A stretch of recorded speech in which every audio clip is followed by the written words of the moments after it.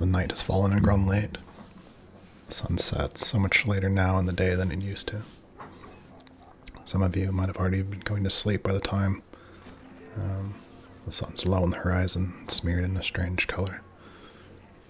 Maybe you've created a name for it. Maybe you haven't. Tomorrow, as far as I understand, some of you will leave town and make your way again into the forest, to the path that leads to the temple. You know that it's a dangerous road. You know that creatures lurk there. You know that there's a tear in the world that leads to some other place. The verdict's not yet ready to help, not so soon.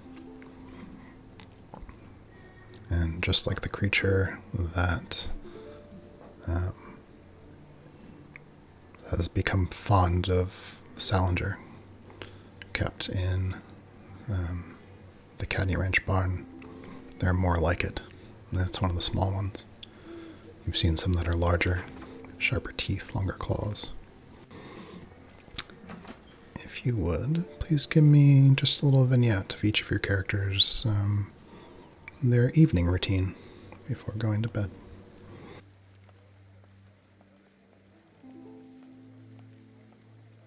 I'll start. Routine is the same as usual, or the same as usual as it has been for the past 6 months or so. He fixes a couple glasses of tea, couple cups of tea, drafts formula, works on equations, is sketching and practicing with his spell book, and staying up later than he should be, probably.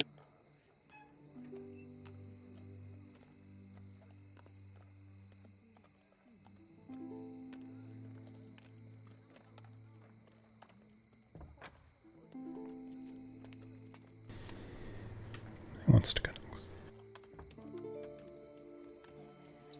I'll go.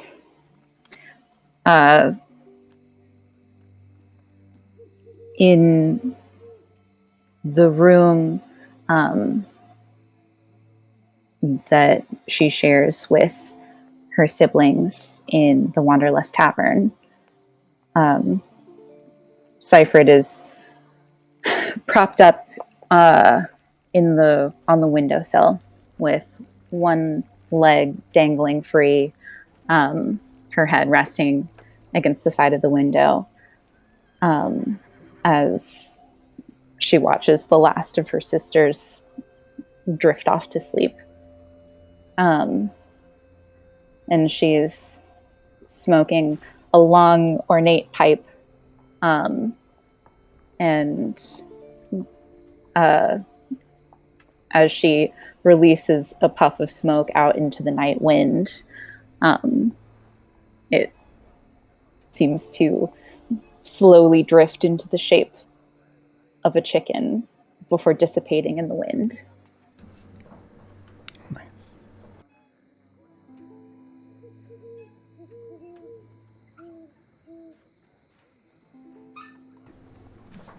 Whatever order you guys feel like going.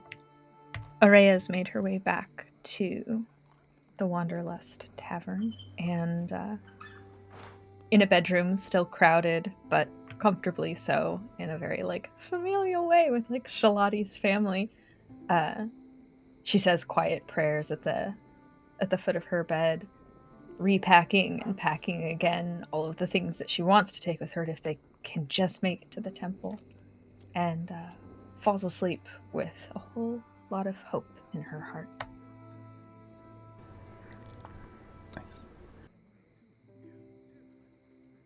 Peach is also at the Wanderlust. She goes to her room, or what used to be Miranda's room, early-ish, but as everybody settles in around in this now very crowded place that somehow still feels very empty because so many people are missing because Peach is in the wrong room. So she's struggling with trying to sleep. She pokes her head briefly into her old bedroom and takes a look over at Shalati and Seyfried and the whole collection of bunnies and kids, one on top of another, all sleeping relatively peacefully. She checks on Salinger, if he's sleeping like a big, enormous, snoozing mountain. And then she goes downstairs to the tavern proper and she lights a candle and she starts to flip through one of Miranda's journals.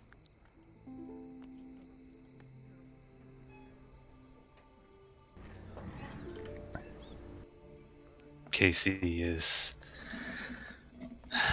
lounging back in a cargo net that's strung up in the corner of his home, tossing a ball into the air, sometimes off of the ceiling, sometimes not, catching it. And he looks down at an unlit candle, and a little flame erupts from it, casting a shadow on the wall. Two eyes open in the shadow. And Casey says, No, I don't think she meant it either. Not after that dance. Snaps again and another candle lights. The eyes migrate over to the newly formed shadow. Casey sighs and says, No, I'll ask him. He's just far too busy at this point. Can't wait to see what he's cooking up, though. Throws the ball against the ceiling and it bounces off and falls to the floor, rolling away. Snaps another finger, another candle lights. This continues late into the night.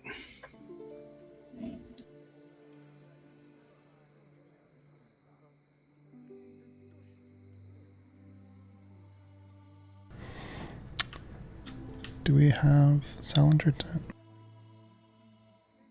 Yeah, I was biding my time because there's a dinosaur to deal with in my bedtime routine. Do we do Eva yet? Yeah, sure. Ava makes her way back to the small, but I suppose not so small relative to the town that they're in, set of cottages that exist for her home. The main one being the home itself, the small guest house that Ava typically sleeps in or used to sleep in until things changed. With the greenhouse in the backyard with a small garden outside, plants everywhere of different varieties. She makes her way inside the house that now feels a bit too large and very empty, and hears small sounds of her sister moving about the house, probably getting ready for bed herself, or perhaps just unable to sleep. Ava, for her part, climbs the stairs and goes to the room that used to be hers when she was much younger, the one that she's moved back into, so that her and Lily can be a little bit closer, and maybe to help fill up the space from the absence of those who are missing now. She closes the door quietly behind her. She lights a candle and she goes into the room, which was part of her evening routine and something she just was acclimated to doing and now is completely unnecessary, but just as part of a small ritual. She takes off the different garments that she'd be wearing, stows the ones, hangs different clothing that will be worn again the next day, and organizes everything onto the table she'll be used again, and places everything that needs to be washed or tended into a small basket. Dressing for the evening and knowing that this will be the last night that she has for at least a few days, expecting to be on the road, she climbs into bed with a little bit of anticipation and eagerness for the comfort and familiarity of it. And after getting inside, she adjusts the pillow once, and within a minute or two, she is fast asleep.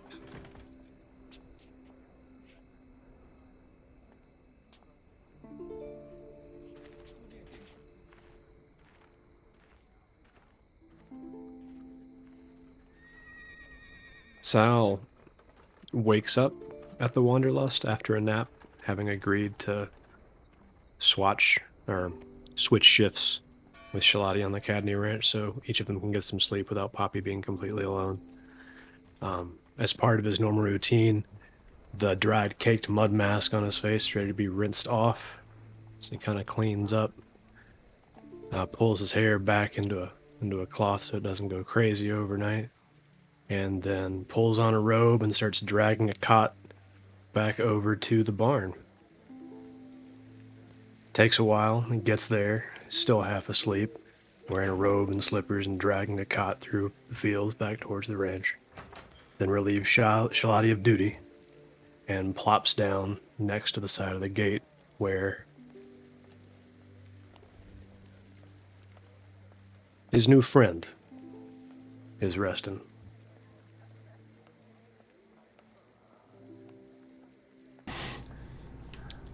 Is your cot inside the, I guess what was it called? Was it a birthing house?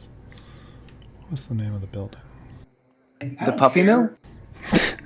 Yeah, the puppy mill. Poppy mill now. Is your cot inside or are you outside the door? I'm not sleeping outside in the wild. I'm still going to be in a shelter. So yeah, I'll be inside the same building. Okay, sounds good.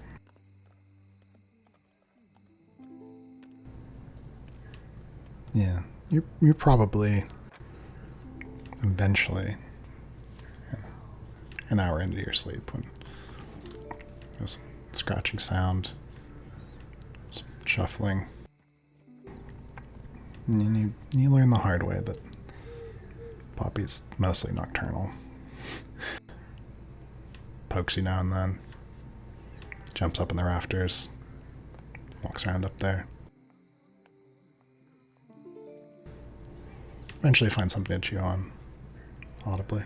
For hours.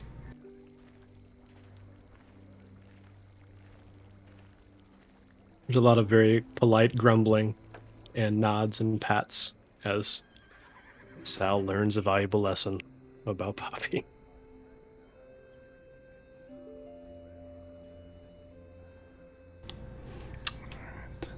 There is a low candle burning in what used to be the mayor's house in Shepherd's End.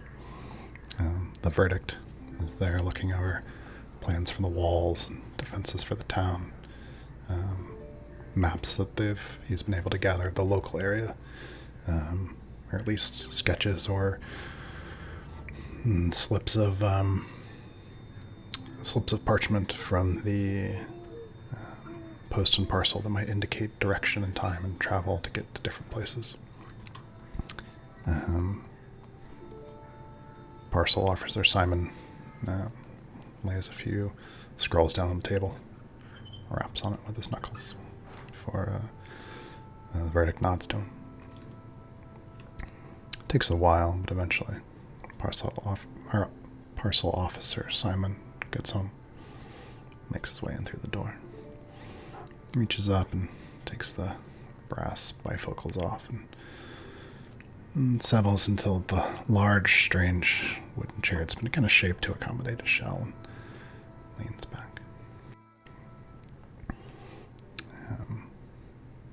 There's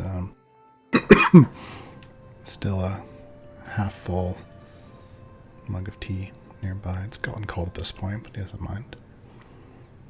Reaches over, takes a little sip. The underside of his belly's just the right shape to kind of rest the mug on it. It doesn't take too long for you. Starts to whistle and snore.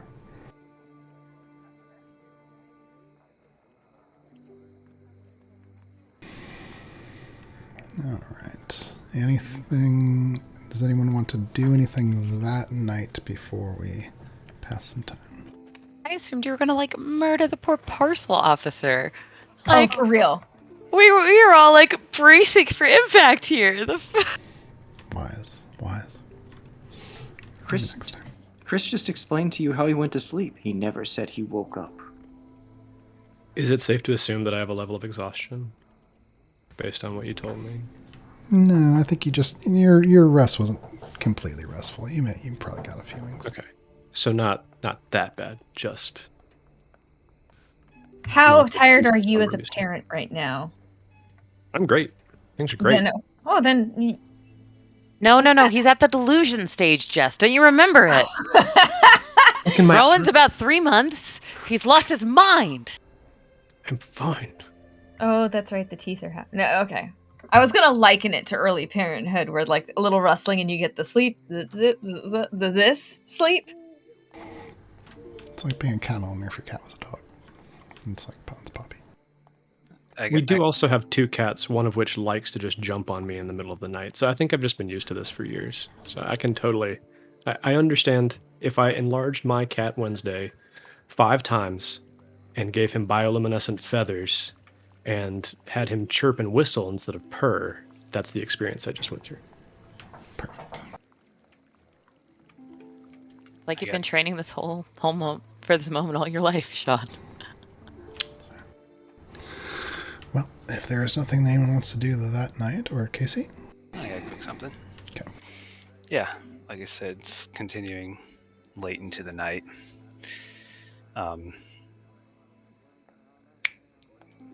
Clicks again. Points, and a flame appears on the tip of his finger, but doesn't jump to the candle. And he looks up at it and says something in abyssal and shakes his hand, and the flame jumps to his second fingertip. And the third shakes his hand again, jumps down from the net, says it again in abyssal, this time deeper this time. And a thin wall of flames shoots out, lighting 4 candles, half of the wall, little plant. And then he grins. I should probably put that out, he says to the shadow on the floor. Runs over, starts to stamp it out. Nice. Alright, well. Everyone sleep the night, you get a long rest. Good job.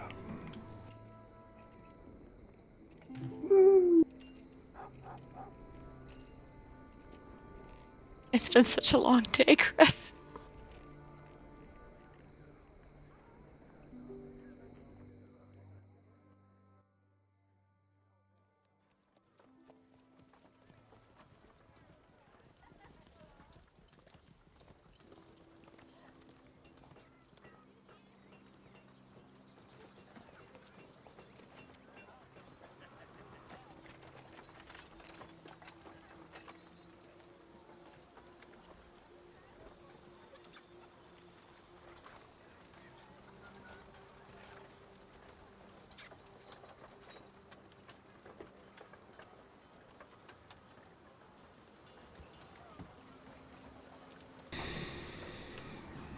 Earlier than one might expect. Mornings come. Some of you might rise early, some of you might rise late, but before too long, the town is bustling as best it does these days with such a smaller population of people, but there's much work to do. There's the sound of hammering, the dock workers still working on the walls, people making their way through the streets. There's still some houses to be cleared out, food to be delivered, lots of farming to be done. What used to come so easily now takes a whole day of work for most. But there is milled grain, there's breads and pies and fresh water.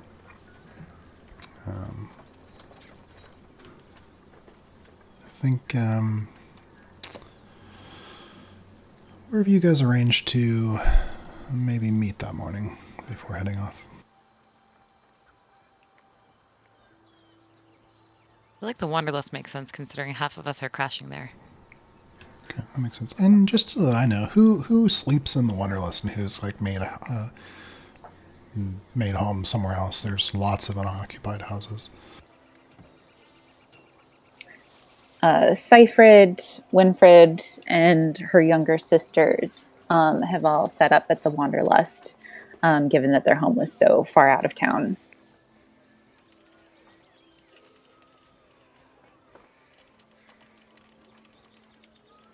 Peach is at the Wanderlust too. I've got my room there, so... Or, I mean, that's where she arrived into town and was staying, so... There's a chicken, I think that's there. There is. Her name is Omelette.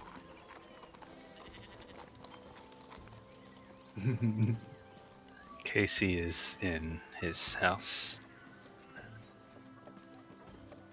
Sal has a room at the Wanderlust, but is temporarily shacking up in a barn until he figures out where this dinosaur has to be. Esmond's pretty much exclusively been living in the workshop for the past 6 months. All right, well, that morning in the Wanderlust, omelette, chicken, there's a flutter of wings, blue feathers. Chicken flies across the room, lands on the bar. There are bunnies and satyrs making a ruckus early in the morning. Winfred looking a bit frazzled. Always so much to do. Is in the midst of it's like an armful of laundry. Passes by Seyfried in sort of the a mixture of common and Sylvan, switching back between the two with unconscious ease. It says, I heard you're going in the woods again today.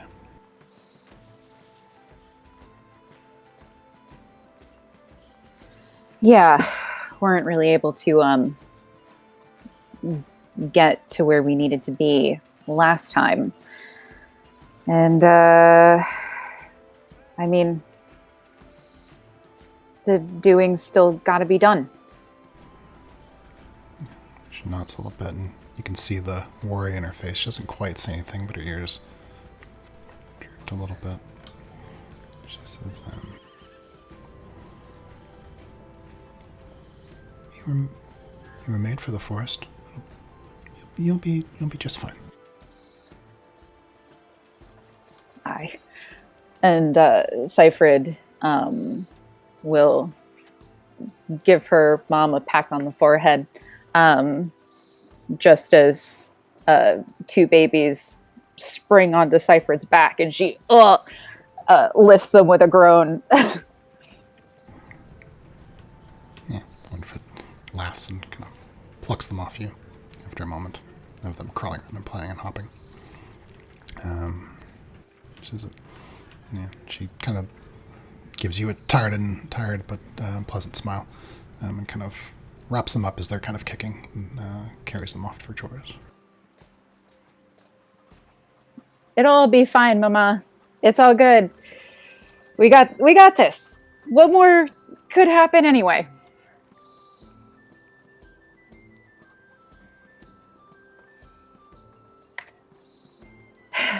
Everyone only has so much bad luck, right?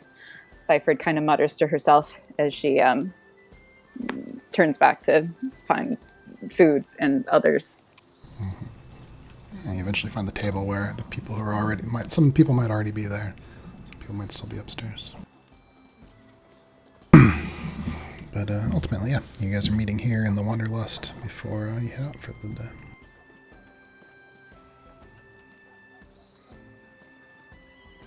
So I imagine that as people are settling in around one of the larger tables, or maybe several pushed together, I imagine some of us need more chairs than others. Peach comes by with a huge picture of Hakeem and sets it down and says, "All right, I didn't sleep so good last night because it's suddenly real busy here. So let's go over the plan one more time. We are gonna go to this dinosaur, or we're going to the temple. Help me out here. What are we doing?"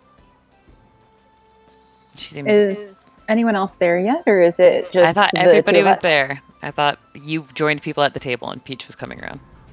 Yeah, I think to make it convenient, we'll say,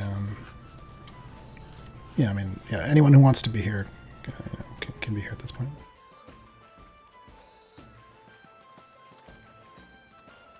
Like, we have this plan, right? We're gonna go to the temple. What happens if we run into Poppy's big brother?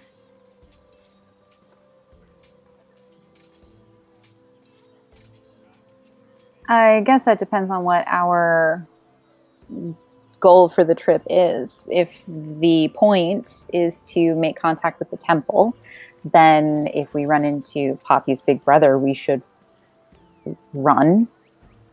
But if the goal is to try to take on all of these big beasts to make the road safer before we figure out what's at the end of the road, then I guess we put all of our training to use.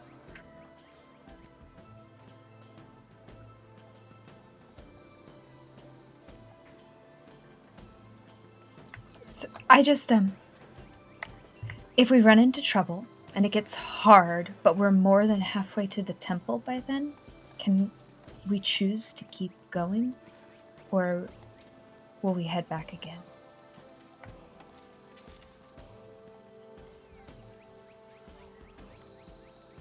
It seems to me that we gain a lot more information by making contact, and that will inform our next moves and what we need to do. I mean, we don't need to make the road safe if there's no point on traveling that road. Good point.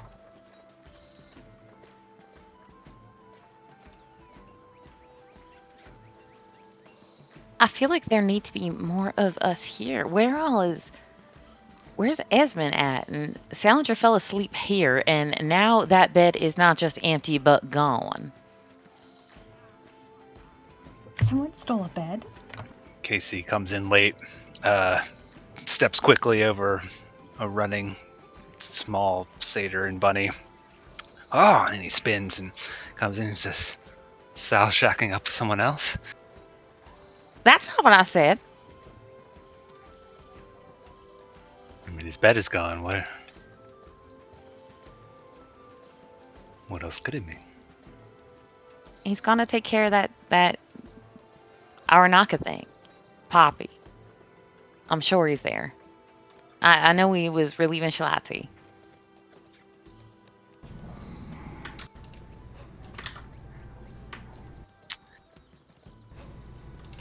Yes, indeed. So we're off to the temple today. Yes. He glances at Aria. I hope so. I think Esmond still had a lot of work to do in his workshop, and it'll be worth it. And we definitely have got this. Wait, is Ez not coming with us? That boy could use some sunlight. Yeah, how many of us are going this time?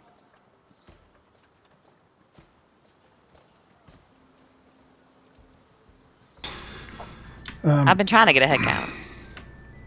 Yeah, it's time for the meeting. If some characters might not be here late, raise your hand if your character's already there in the room.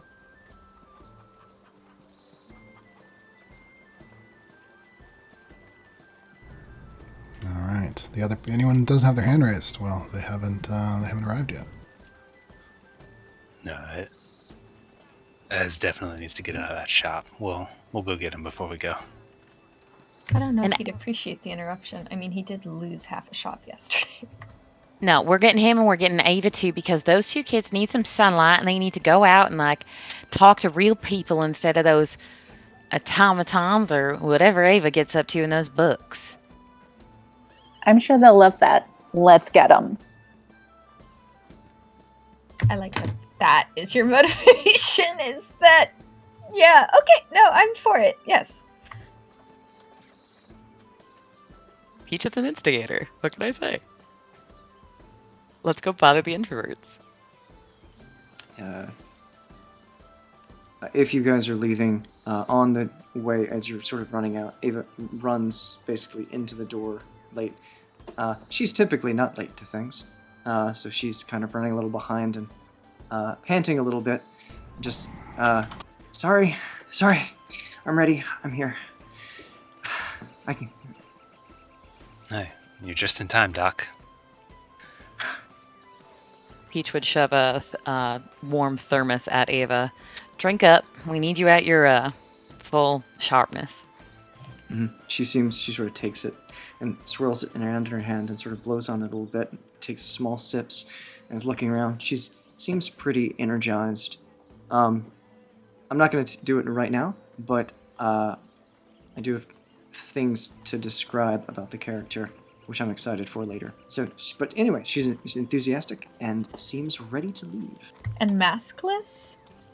If it is earlier in the morning, yes. No, in town, so probably lots of noise. She probably has her mask on. She pulls it back to swirl the coffee, and we'll leave it off for at least for now. Oh, Peach would have given her iced coffee with a straw then. Cold brew prepared the night in advance. From, yesterday's Hakeem, but, you add a little bit of cream and sugar and you can't really tell. We're going to go and grab Ez, head towards the temple, maybe swing by the portal. If there's anything you want to throw inside, you should bring it with you.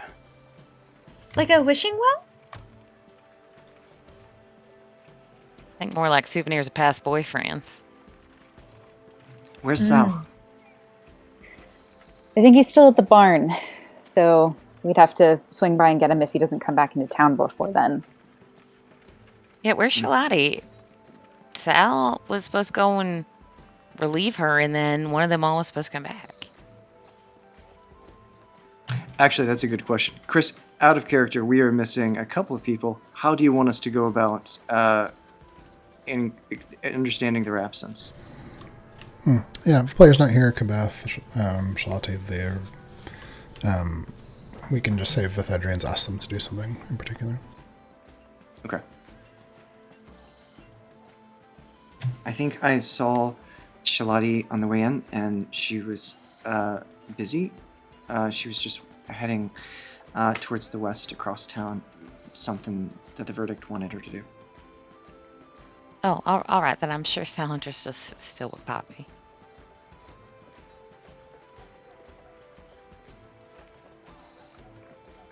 How far is the wall at the edge of town where we left from the Wanderlust? The wall? Yeah, the gate that we went out last time. Yeah, it's probably just like a 20-minute walk. Well, if even that, 10-minute walk through town. Okay.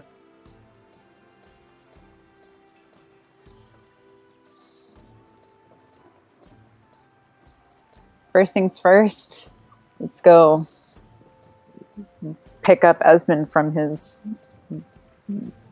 shop. Let's rescue Esmond. We can tell this as a better story. We'll bring him some sunshine. We'll save him from himself. I mean, who knows how many more holes he'd put in the wall of his workshop in the time that would be gone. It's really, really considerate what we're doing. We should feel good about this. I think he wants to go. He was really excited about the portal. Oh, yeah. This is for Esmond's own good. We already established that. Casey pops his head back in the door of the Wanderlust. Are you guys coming or not? Oh, I thought we were walking already. Yeah, I thought we were walking too. Oh, okay. Yeah, all right.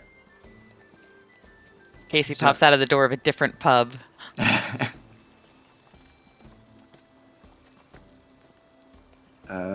Yeah, so let's saunter over to have Esmond join. What's Esmond up to? Join us, Esmond. Is the hole still there? Yeah, did he successfully patch the hole? We're going to the hole first. The hole is the new door. Okay. We all go to the fine. hole and knock at the hole. Okay, fine. You know what? Fine. Here it is. The hole is patched up. It's covered in 2x4s. Between Esmond and Aurea, it is completely covered up. It doesn't look good, but it's covered up.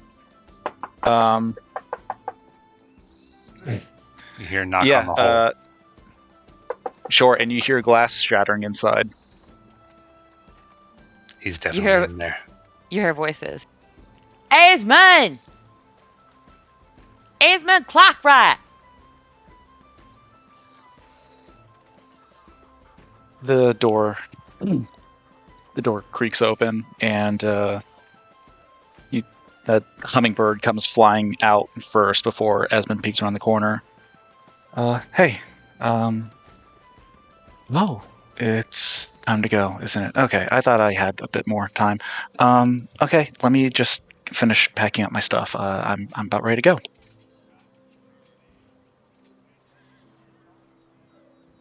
He ducks back inside, and we'll be back out in just a moment.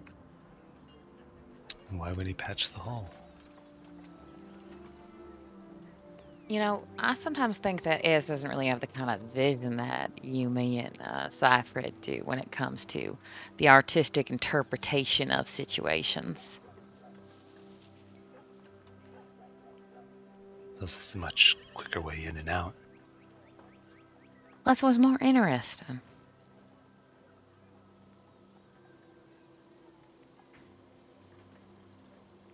Esmond comes back out a moment later. He's got a bag filled to the brim with shit. Okay. Are we ready to go? Wait, where's Sal? He's at the farm, all right? He's just at the Cadney Ranch.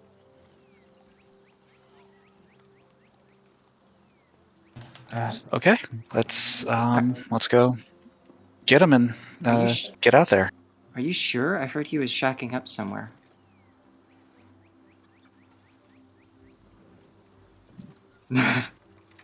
She just sort of looks to Casey and sort of has laughs to herself. I heard that as well when I said it. Let's go get him. Casey, roll perception check.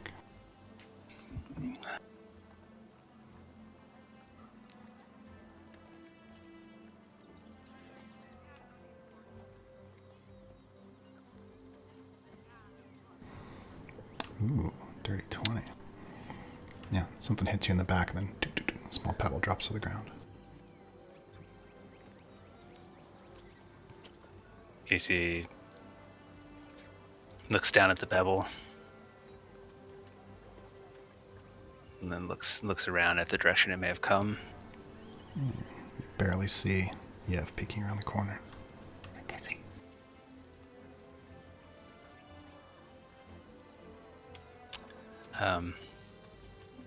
Yes. Casey scoops up the stone. I'll be right back. And then runs around the corner there. Yev's there. Casey, you guys are going out today. Yeah, we're going to the portal in the temple. Somebody said, my sister's, maybe doing some work in town?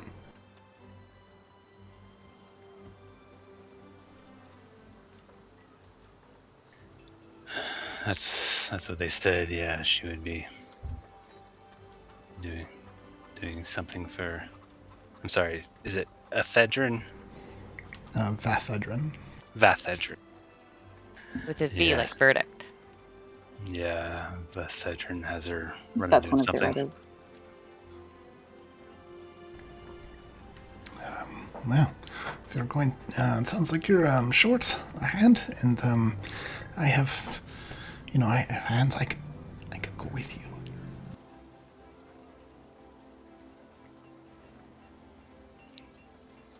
Yes, indeed.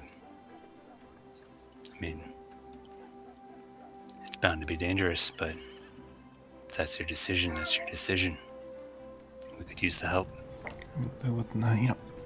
Shanti wants me to take care of the town, but she's going to be taking care of the town, and so that would be. We don't need both of us to do that, and she would not be able to forgive herself if something happened to you.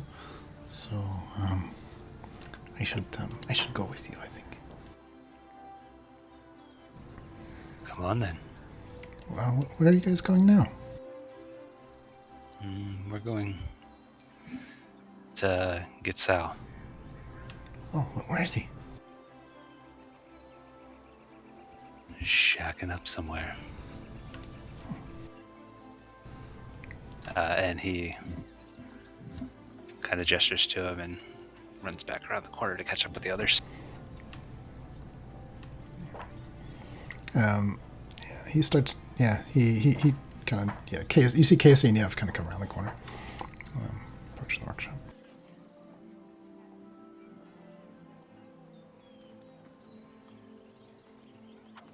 Hey there, more than one of you.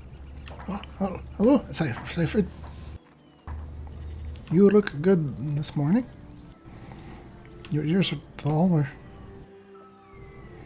did you change them? Every day. We good to go?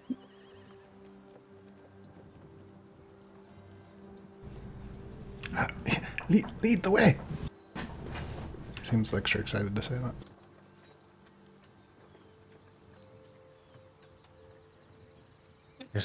If he comes along, you're gonna.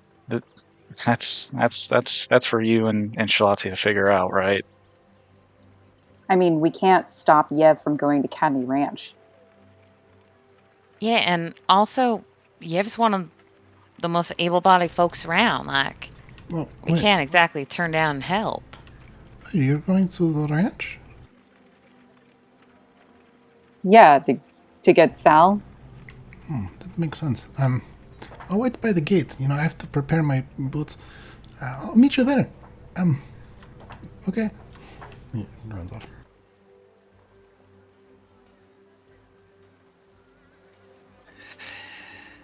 Either we take him with us, or he follows us without us knowing it. Oh, he's a giant 14-year-old. He can't follow us without us knowing it. Yes, Right. he can. Kid can be stealthy. He followed us all the way out here. But it'll Not cause that trouble stealthy. at an inopportune time. If you guys want to let Shalati know, I'm sure she'll take care of it otherwise.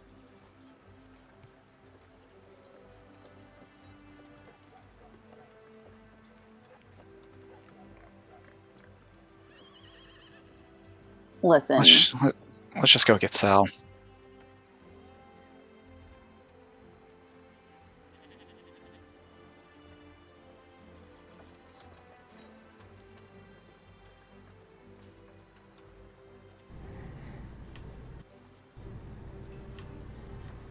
Do you depart from the workshop and head somewhere? Yeah, headed towards the ranch, I think.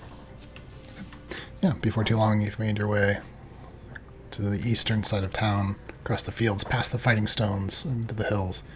You see the fences and the silhouette of the houses of the Cadney Ranch. Yeah, I mean, the birthing barn's easy to... Is that what it's called? Well, the barn's easy to pick out.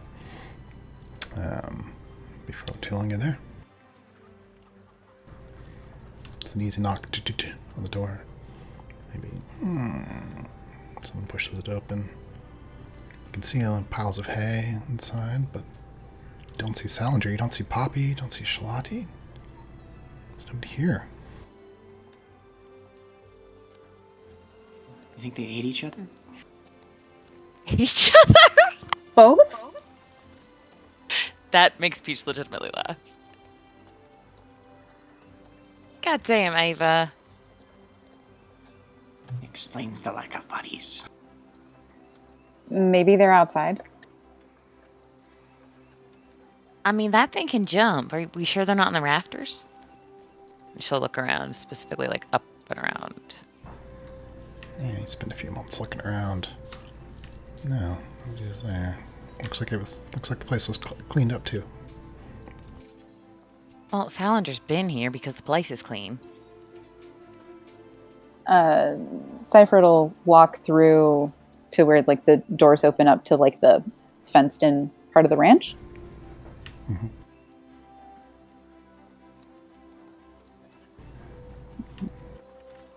Is there anything out there? No, you don't see any sign of any of them. Are there Aranakis tracks, or actually even more familiar, are there Salinger tracks? Aha, roll survival. Thank God you thought of something. Peach is impressed that Seifert is doing things. The rest of us are just standing around. Yeah, 18 on survival. There's a lot of tracks around here, but you are able to pick out a slightly larger boot print. Looks fresh since the most recent rain. And looks like by the smears of the morning dew. Yeah, these happened today.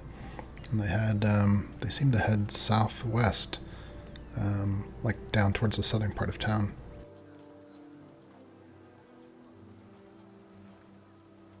Huh. Looks like Sal headed back towards town, more or less to the southwest of here. Is there any sign of Poppy, though? It's hard to tell. I guess both of their feet are pretty distinct, but amongst all the animal tracks, his boot tracks are pretty clear.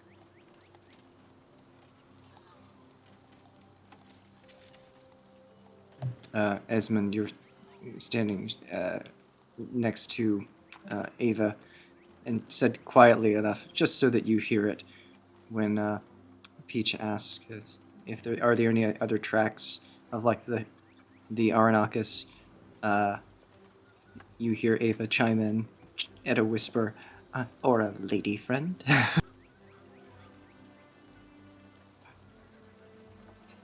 Oh no, Ava has hold of a joke. She's working on humor.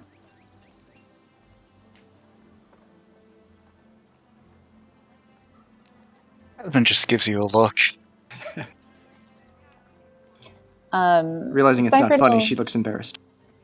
Now, Peach laughs, but is also blushing and stressed. Seifert, without really waiting much, she'll kind of just start following the tracks in the direction that they lead. Yeah.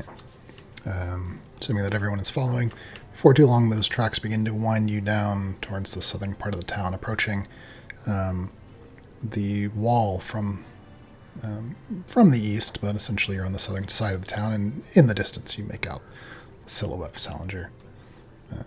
Poppy.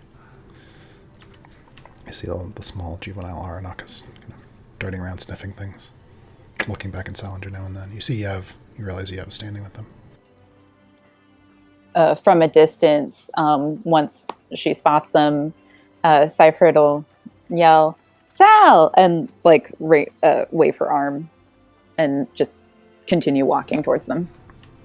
Yeah, and you have kind of in mid-conversation with Sal, says, I think it would be very important. Casey, all of them seem like you would definitely be neat. Look, there they are now.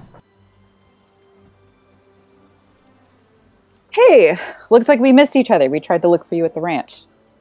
Missed each other. I've been waiting here since sunrise. Really missed each other then. You said we were heading out. We said we were heading out first thing in the morning. I'm not gonna walk a baby dinosaur through town. Of course I met at the gate. Chris, how did we leave to get to Cadney Ranch if we didn't use the gate?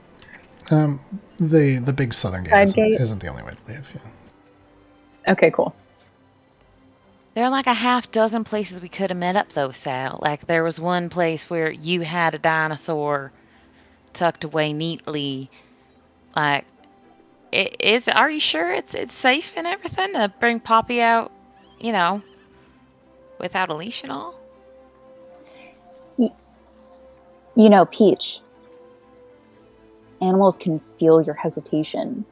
If you're so nervous about Poppy, you'll just make the worst happen. I'm not nervous about Poppy. I'm nervous about Poppy eating someone. I think that's the same thing. I think you all underestimate exactly how valuable Poppy's going to be. She knows how those other Aranakai hunt. She'll know where we should go and where we shouldn't. We got the best scout we could possibly ask for. Isn't that right? Says it gives her a little scratch. Yeah, probably kind of chirps. Peach kind of tries to motion Salinger aside away from Poppy a little bit, but I imagine the thing keeps poking it, or she keeps poking her head in between. And Peach in between nudges by the dinosaur is trying to say, like, a subtle voice, like in a stage whisper, look, she's sweet and everything, and I like her, but what if, like, her mom or her nest buddies or somebody are all out there and she goes full instinctual and suddenly she's real dangerous to you? Meanwhile, this dinosaur is, like, nudging and Well, petting. but this is safer for town. They don't know how to fight, and we intend to run into something, and if it just turns into one more something, then that's just... We're better prepared than the people in town. I just want us to be cautious is all. Sal, do you still have that muzzle? Muscle? I always had muscle. Muzzle. Don't flex, she'll hurt your sleeve. I'm sorry, I didn't sleep well. I just misheard you. Oh, good. You hear that? Our dino wrangler didn't sleep well. And what were you I imagine it has something to do with the dino. Turns out she's Or- nocturnal, a little noisy. I would say something akin to night terrors. You are not nocturnal. You can't even see in the dark. You should have had me or Shalati do it, or Ez or Casey or literally any other of us to do that job of babysitting the dinosaur at night. Let's talk on the road. And Ava starts marching towards the gate. Sounds good. Hang on. You stop her Real easily. quick, before we actually head out here, Seyfried turns on Yev. You can't come with us. If we let you come with us, Shalati will have all of our heads, and then where would the town be? No adults except Shalati and a bunch of bodies. What? So, stay. What? You're going to need the help. Verdict is also going to need help. He still isn't fully mobile. And he's going to need help with watching the town. Something that you can do for him. I need to be helpful. I've been training all through the summer. How am I going to get any better if I just sit around the town? Esmond's right that the verdict needs help. Honestly, this is the time that he is the weakest and most vulnerable that he probably has been in his whole stuck-up life. All he does is look at paperwork all the time. It's not fun. Well, that sounds like something you could also do, yeah? Yeah. Why don't you, see it as a secret spy mission, right? You're helping the verdict, too, but also we don't know the verdict from anybody. He could be anyone. We don't even know, I don't know. He could be literally any human. I'm not that much younger than one of you. Why did you give me all these things? You give me armor. Because you're a giant, Yev, and we need somebody here that can protect the town in our absence. Why don't we just vote on it? No need to vote. Yeah, helping a verdict is a noble task indeed. You can always swing by my house if you need more training as well. He claps him on the shoulder. And you'd be helping all of us out, too, Yev. We'd really appreciate it. Okay. Well, listen, I know why you're doing this, but you have to talk to Shalati.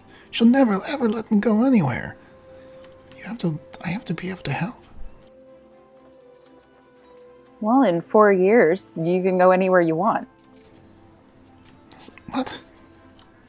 Well, I'm sure we can figure something else out with Shalati. I think that you and Ash might both be able to take more tasks around the town. You know, you may not be off fighting with us or ready to be drafted into the war. That is still ongoing, I think.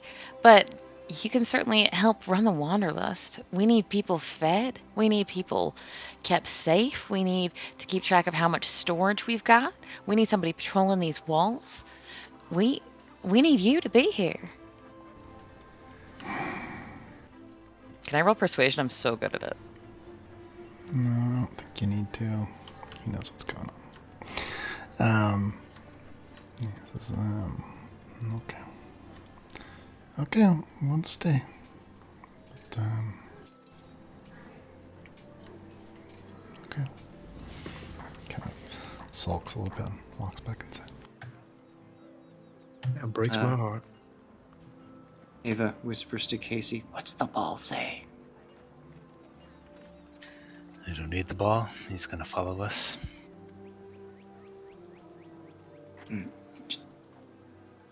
She just nods. Well, if he follows us later, we didn't give him permission, and that's enough for me. Plausible deniability, yes. Seyfried heads up the road. If he follows us, Shalati can kick his ass later. And Asmund will follow after Seyfried. Ava trots after and starts talking to him excitedly about something that she seems to have figured out recently. You don't get to gloss over that. You gotta. I'm listening. I want this in. conversation because Peach is Everyone actively else goes eavesdropping. dead We are silent. eavesdropping on this conversation.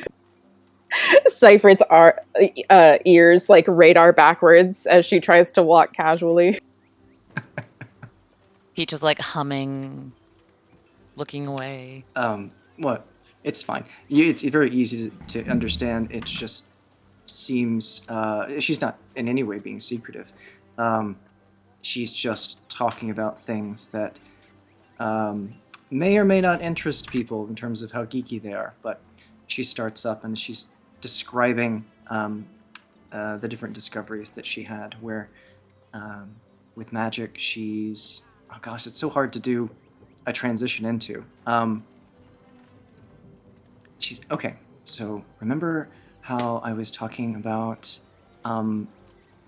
being able to... okay, well, you already know the basics of it, but like, I guess to review, with magic, trying to use it, it's like trying to put out a fire with like a pitcher of water, right? And like you just kind of throw in the direction, and sometimes it's enough and sometimes it's not. But when people are hurt and I'm using a healing, I can see if they're really hurt, the way that their energy kind of flows throughout. And they have, of course, like the different points, and I can channel things in there, and it's like pouring the water on top, so it's like really efficient, right? So that makes it just like so much more efficient. But for the magic that has to do with healing, like specifically, like I think with how I use it, it's I sort of act as like a channel, like a conduit, and it kind of is brought into me. And typically, like when that happens, it's like a tea kettle or something that's like getting hot, and the radiant heat sort of dissipates off from the sides of it, and doesn't actually like do anything to help with the water, but instead it's just sort of lost and dissipates. It does the same thing typically. But what I figured out, what I was so excited about, is because like I figured out how to take that residual energy, and instead of it being lost, just pushing it into a direction. So depending on what I'm using it for, I can like really there's like almost no loss. It's like almost 100% efficient. It's so I can like almost anything if it got hurt, and even if it was really big, like a cow or Salinger or whatever, it would be plenty of energy probably to like make it plenty of energy to like completely fix almost anything that happens. And it feels, I'm just really confident that like anything that happens, I can probably like fix it now. And it's great. And she continues on this way. Seyfried stifles a laugh, like kind of just seems to quietly jolt at the cow Salinger accidental comparison, and glances back to see if he had a reaction.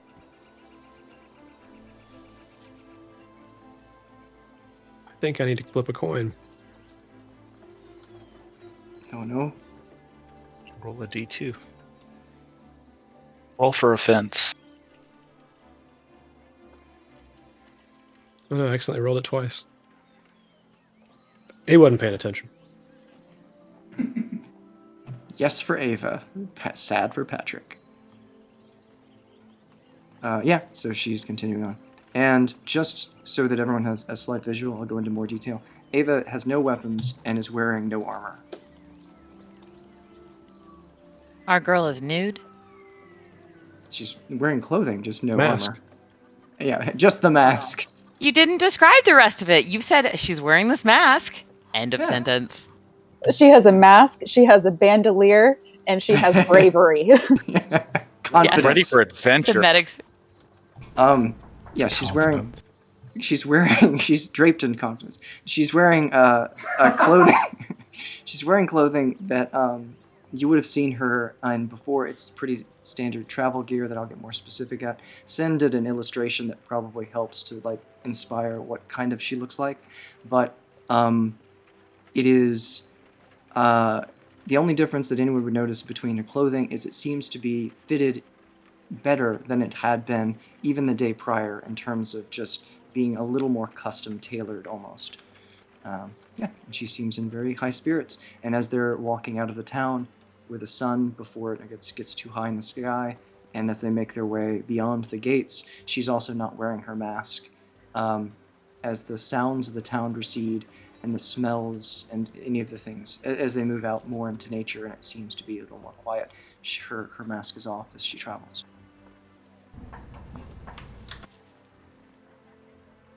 So you pulled this power out of yourself then, eh, Doc?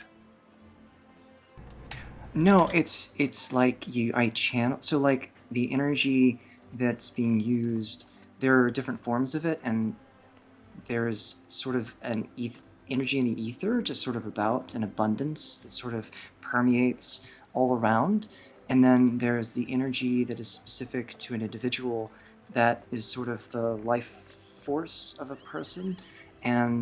But what I'm doing when I'm doing healing is taking the energy in the ether and pulling it into an individual, and I'm just acting as sort of a conduit for that. And then the energy that was in me, instead of just dissipating afterwards, I just sort of figured out how to channel that as well. So. And what does that feel like? It's really nice. It's like, I don't know. It's hard to describe, but it's kind of warm, and throwing that energy and redirecting that energy somewhere else feels kind of like, I don't know, it's like a pleasant sneeze, I guess. I don't know how to describe it. It's like you can feel it leaving, but like, I don't know, that's kind of gross, I guess. But Ava, something that's like, totally natural, all right? Everyone does that, one of those pleasant sneezes. oh, good. Yeah, so that's sort of what it feels like, I think.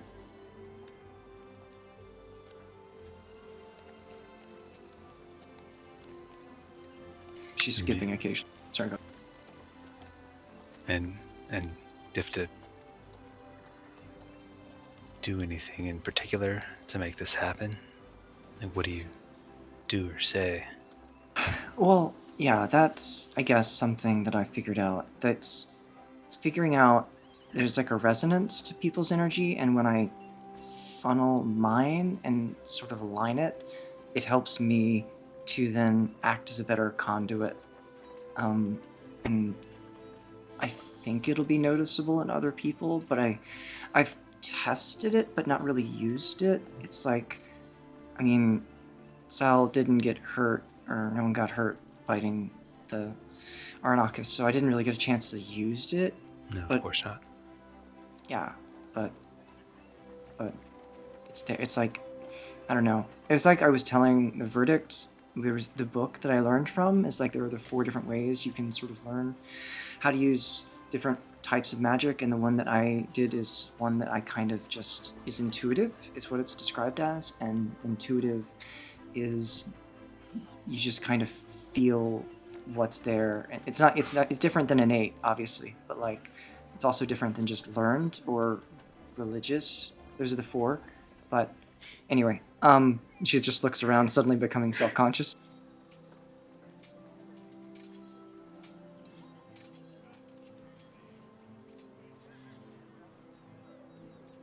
Fair enough. You'll have to show me how you do it sometime. Her cheeks are bright red at this point. Oh, yeah, hopefully not, since that means someone's probably hurt. But okay. And she sort of shrinks back in the line.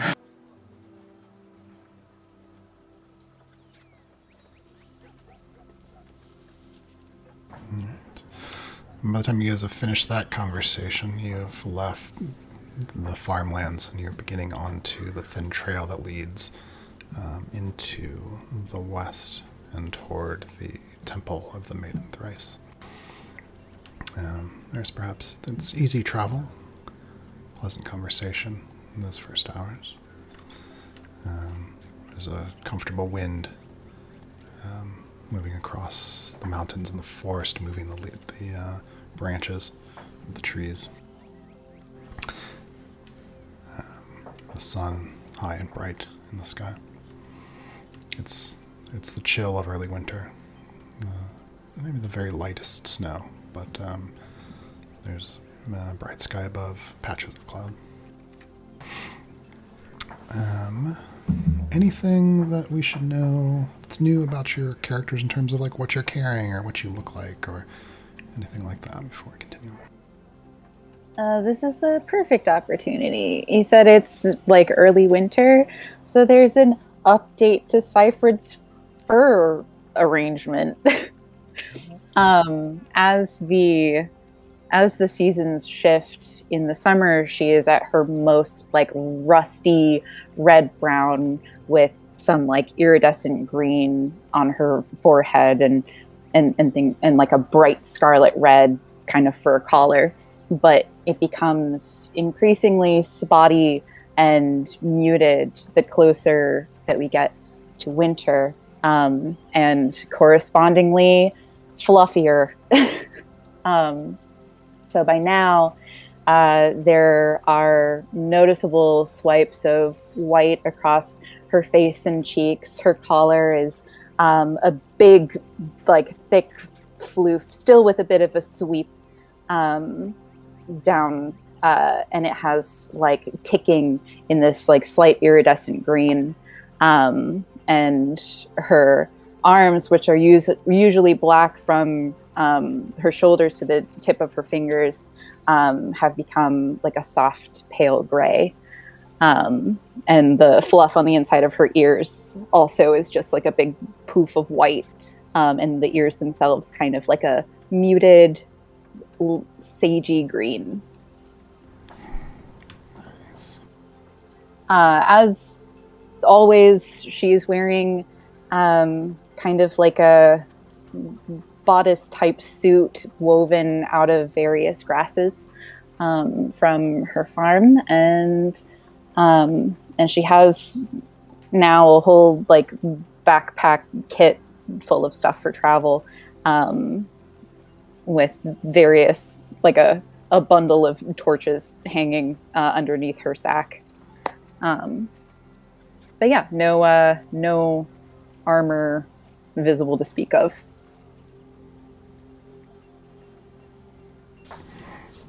Is anyone carrying anything unusual or any changes to the way that you look we should know about? In winter, first time leaving the village, to this extent. Esmond is he's no longer wearing his harem pants to his own duress. He's wearing tighter fitting clothes or pants at least with ankle height boots. He's got his standard silver poncho, but he's wearing a slightly um, uh, thicker, loose skirt underneath it. Um, he's got an old scarf that everyone is familiar with, but he's wearing an old scarf that Gwen had knit for him ages ago, wrapped around his neck, and he's got a satchel packed to the brim for the excursion, strapped over one shoulder, and he's got a metal and wooden buckler strapped alongside his right forearm that he's connected to his prosthetic fingers.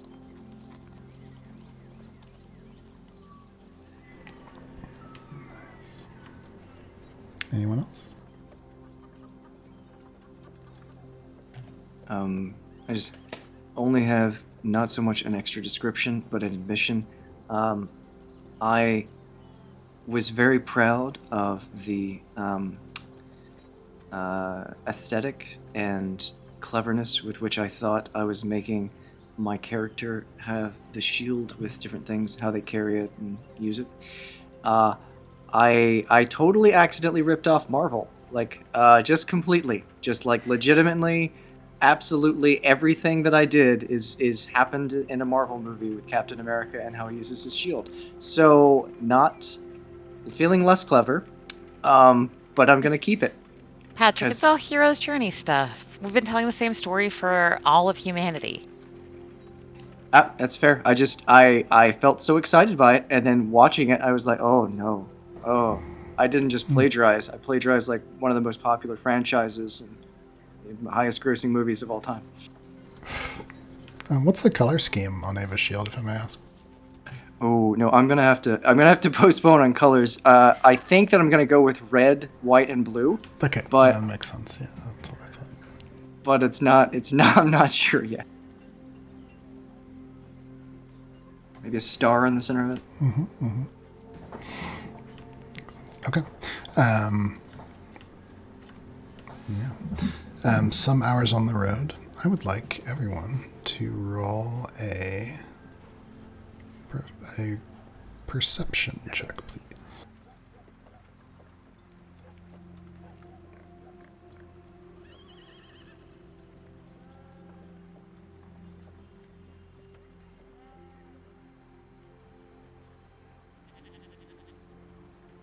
Oh, DM, should I? I would have instructed Zephyrus to be keeping an eye out for us as well. Should I roll perception for him, or just use the one that I rolled for myself? Yeah, you can roll one for Zephyrus as well. If you would also, please, you should all, I'm hoping, be able to see yourselves on this little road map. Yay! Yeah, just arrange yourselves in like your walking order, kind of how you would be arranged as you're walking.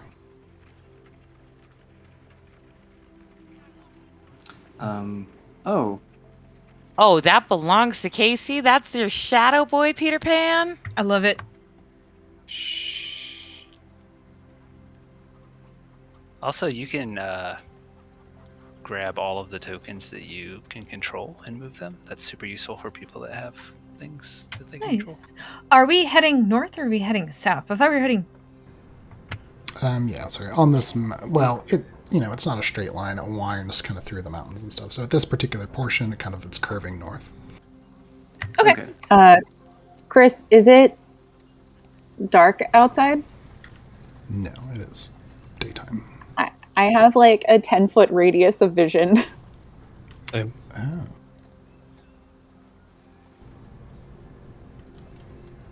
Let me fix that. It's nighttime. I actually thought that like the entire screen was just black because I wasn't zoomed into the right part. So I was like, oh, I guess there's nothing to look at today.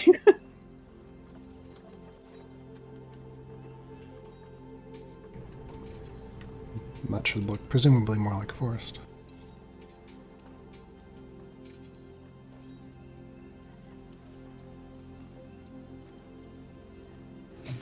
Should we? This would be said sometime while we were traveling. So, should we travel? Hold on, Go sorry. Just keep your figures facing like there's no direction. Just keep their heads on the top side.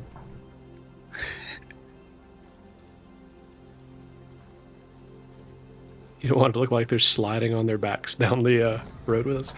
It makes me nauseous to see them like that. It's like, no, get back on your feet.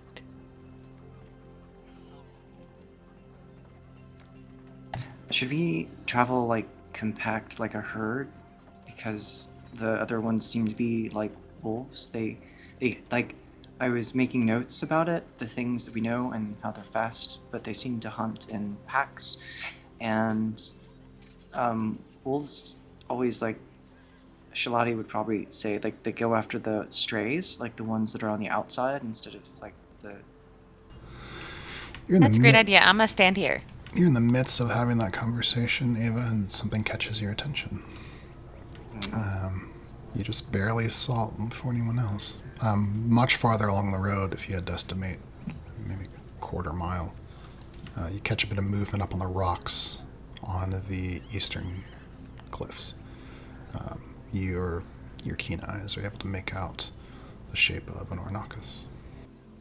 All right. She fades what she's saying and sort of trails off, and then in a sort of slower and a more serious voice, she just says, up ahead, about a quarter mile on the rocks. I think I saw one for Arnakis. I don't think we should react yet. She just sort of nods her head to anybody in the direction that you described, Chris. Farther north along the trail would be way off of this map.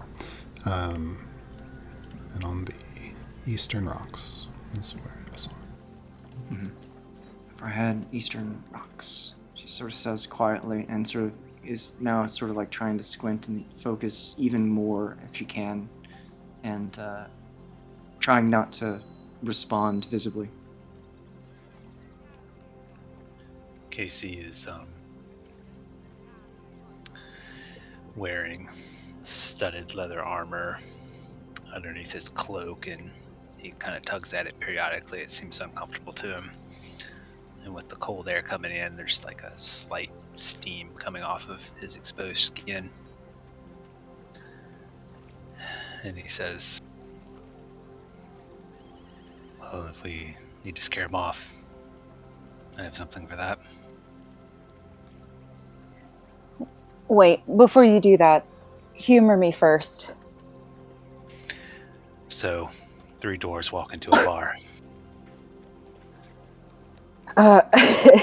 Cypher does not stop him from speaking, but out of a little like pocket on her belt, she pulls out like a little twig of mistletoe, and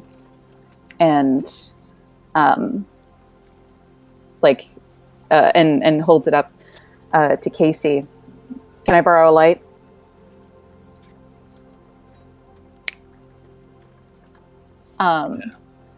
And she'll use his fire to light the twig on fire, and then quickly kind of wave it out so that it's like creates like a drift of smoke, and she will sort of like sweep the smoking twig across everybody as if it were incense, and she casts Pass Without Trace on the group.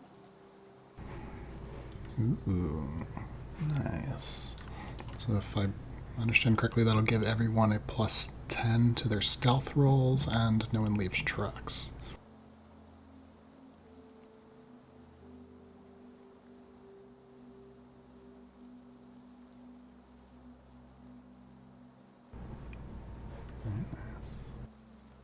As expected, Ava does this and sort of like holds her nose a little bit from the incense. And you're used to it by now. You just know that all smokes and smells and things like that. Yeah, it definitely does not stop or phase Seyfried. She still does what she's doing. Yeah.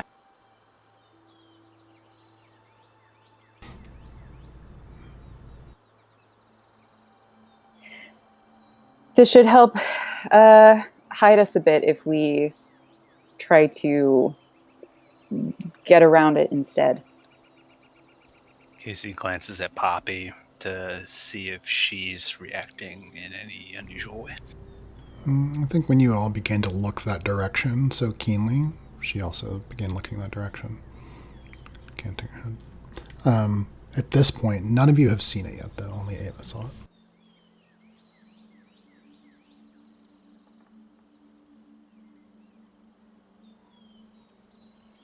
We're not too far off from the portal, I don't think.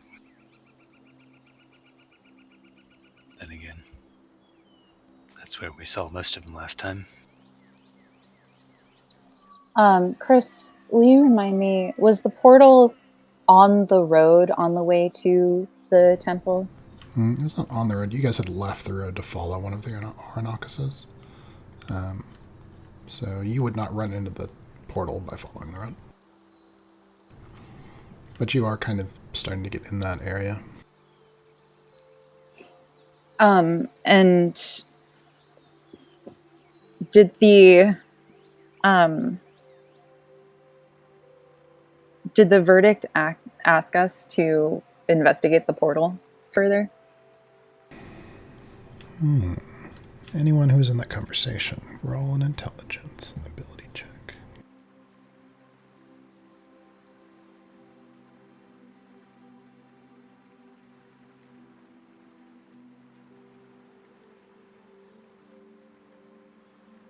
Oh, God.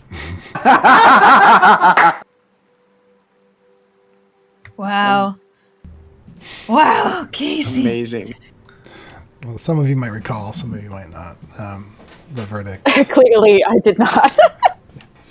The verdict asked Esmond to gather information about the portal. The best of the worst.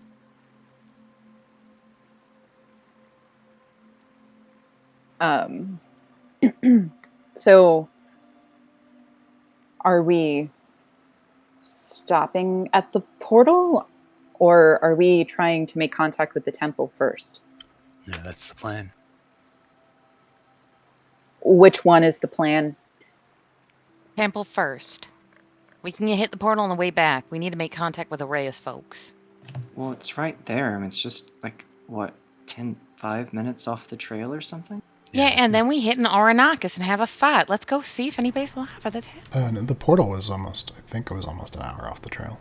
Oh, I forgot. Okay. I mean, it's on the way. So long as any information we find out doesn't just turn us right back around and we never reach the temple, then I think we'd be okay. It's worth looking. Seyfried, how long does this spell of yours last for, roughly? I mean, it's just superstition, but my cousin told me once it lasts about an hour. I mean, and you can all see that despite himself, Esmond does have a nervous energy, and he actually does appear to be sweating quite a bit since we all left town. If we can use your thing, if it does keep us silent to sneak back to the portal, maybe or we can use it to just move on by and then tackle the portal after the temple. As you're going to want Well, to the temple is a couple of days away, isn't it? Day and a half. It Yeah, depends how then- fast your llama cart's going. I think you're right. We may as well use it while we've got it. And we're closer now. So if anything else, like, I don't know, happened to it, like if it disappeared, we would know sooner rather than later. Let's just, I guess, try to make it quick. Yeah, then Esmond can, ponder the secrets of the mystery of the portal while we walk, and it'll give him something to distract him from the boring, nature. You're going to want to see it, trust me. You're all saying this to him, and he's just kind of staring off to the middle distance, just sweating much more than you usually see him.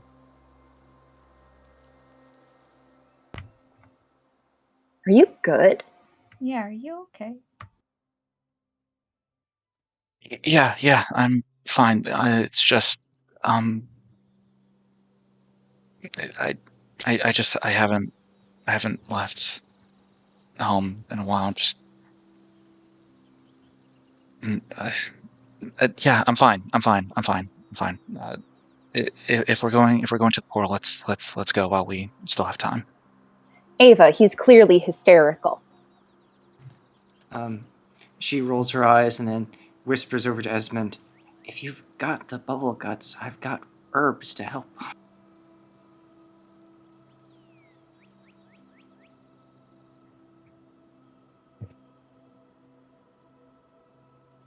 Noted. Thanks. Then she goes back to Seifert and begins describing to her the clinical symptoms of hysteria. I thought the moon was involved. Go That's on. a made-up thing, FYI, Patrick. I mean, I agree. It's not like the vapors. I'm pretty sure Esmond's uterus ain't moving around his body. Which, as I recall from my previous life, I read that in one of my mom's books, I guess. One of them had some medical things in it. But, Elves anatomy sounds. well, that's what they all... Kate, out of character. That is what they used to say about hysteria, that it could be driven away by foul odors, because the uterus would go away from foul odors and would move around a woman's body during her cycle, and that's what caused all different mood swings. That is, of course, not true and just fun and sexist. Everything but the last part is what Ava is describing to Seifert. Or there's just some races where the uterus does kind of like relocate. It's all very technical. Seifert will look out for sort of some familiar landmarks in the direction of where the portal was when we all went last time. All right. Those of you who are participating in navigation, please roll survival. I was going to ask DM, could I also ask, or could I have Zephyrus zipping around at like a 50 feet above us, about 50 feet ahead of us, keeping an eye out for any Arnakas that might be along our path? Is that what you were asking Zephyrus to do? Yes. Okay. Yeah, so you see Zephyrus takes off in the air. At 50 feet, he is above the canopy of the trees. So visibility down into it would be a little low. But and could I keep him below the canopy, but like within the tree line in that case, and just keep an eye out for any dinos along the way? yeah, you could do that. Do you want Zephyrus to be ahead of where your group is kind of walking? Yes, I would like that. This is where we started to see signs of creature life before. So if there's a time to be careful, this is definitely it. Someone should watch the rear. That's where they attacked from last time. I can just walk backwards and pay attention. I'll just have like my back up against, I don't know, yours, Peach, and then, yeah. Yeah, I'm going to loop my arm in with yours, and we'll try to keep an eye on all directions if we can. And give a holler if we see something running our way. I'm going to edit what I said for Zephyrus to do, hearing what Ava suggested, and I'm going to have him monitor our back end about 50 feet behind us. Same instructions, just behind us now. Okay. Casey is walking alongside Esmond after all that kind of plays out. I'm glad you're here, Ez. It's been too long. Well, now with the idea that you guys are traveling now to the west, that's the left side of the map. Yeah, sure. That's fine. Yeah, do me a favor. Place yourselves kind of in the arrangement that you would be if you were traveling to the left. Actually, slight change. You guys are traveling south because that's the direction you were going last time. The road kind of winds a lot, but you would just head off the road and then curve south, and that's fine. So you're heading down, heading south.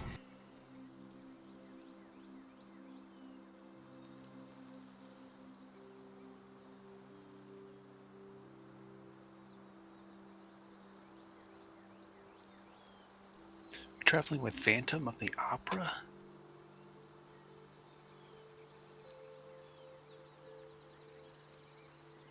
Who is that?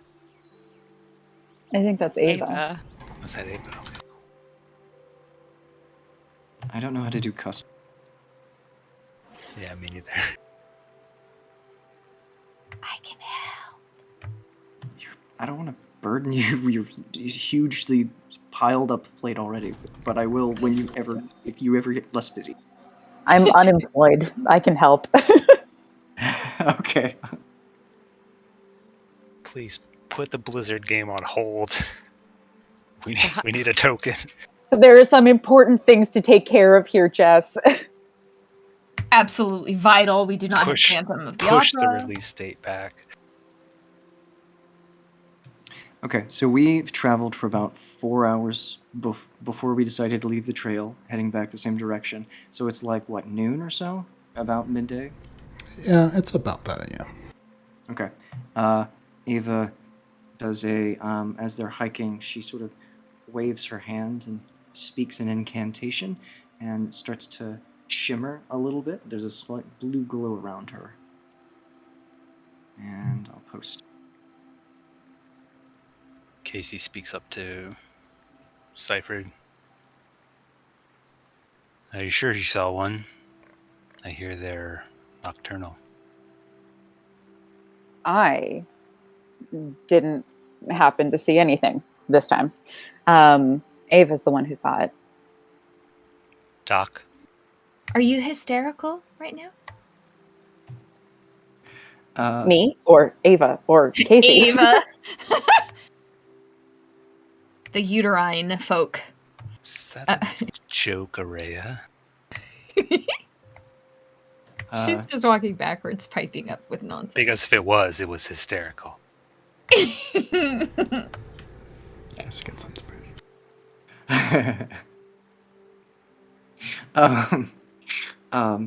Yeah, no, she laughs almost a bit nervously, just feeling a little bit more tense as they sort of proceed a little bit more through the woods, but clearly enjoys Araya's joke. Yeah, no, I definitely saw it. And then, depending on if the DM wants this or not, she describes the colors of and in much greater detail than you would probably expect for having seen something a quarter mile in the distance.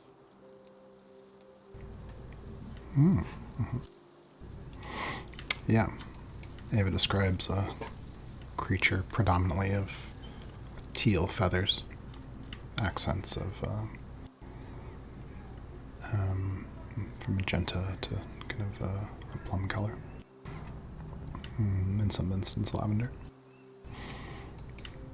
I think you would have seen the creature look like it's digging for something, kind of in the rocks. Maybe a small animal. Not really sure. I didn't seem to notice you. She repeats sort of all of this. All right. Let me have everyone please roll. Well, let me just go this way first. As you travel south, you begin to you catch the silhouette, the strange inverted glow. Hard to understand what you're seeing at first of the tear in space, the portal, as you've come to call it. Is it still buried? If I remember, I'm trying to remember. You had like half buried it in dirt, if I recall. I basically create piles of dirt all the way around it, trying to get high enough to pin it in, essentially. Yeah, makes sense. No, it looks like something has disturbed all the dirt. But as you begin to approach, you move around a grove of trees and you see it. It looks like, a lot of that dirt's been kind of flattened out, and some of it's been knocked down. It's clearly something has been here. You also see at this point the portal is much larger than it was before. It's about 10 feet tall, 3 feet wide at this point. Large enough for a person to fit through, for sure. Let me have everyone make a new 2 rolls, stealth and perception.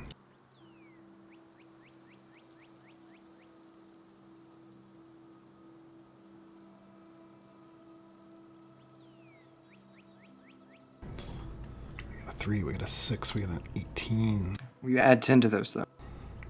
For the stealths, yeah. Thank you, Seifert.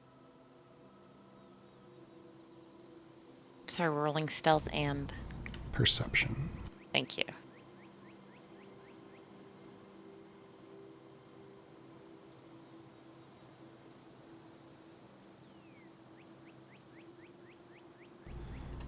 Alright. Looks like our lowest stealth is most likely a 17. What were you rolling there for? Was that for Zephyrus? Yeah, that was a natural 20 for Zephyrus. For stealth or perception? For perception, 23 perception. Okay, roll stealth.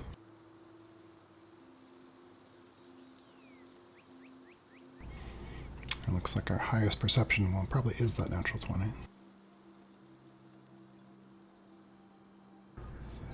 22 from Cypher. Yeah, 26 stealth from Casey. That's a 36 stealth from Casey. Well, you know. That's a 14 on the stealth for Zephyrus. Okay, yeah, Zephyrus also included, though, so... Zephyrus comes... So then 24. Zephyrus comes sweeping in silently and hovers right next to your ear. Gets close enough to lick the inside of your ear and conveys to you that Zephyrus saw something. One of the creatures must be to your to the west, farther than you could throw a stone.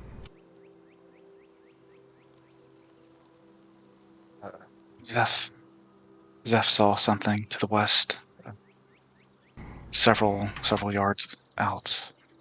I don't think it's. Did Zephyrus happen to see what direction it was going in, or if it was moving at all? Well, you don't when you look that direction.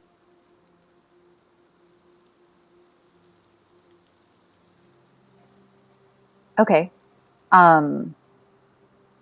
Well, I don't need to look at the portal.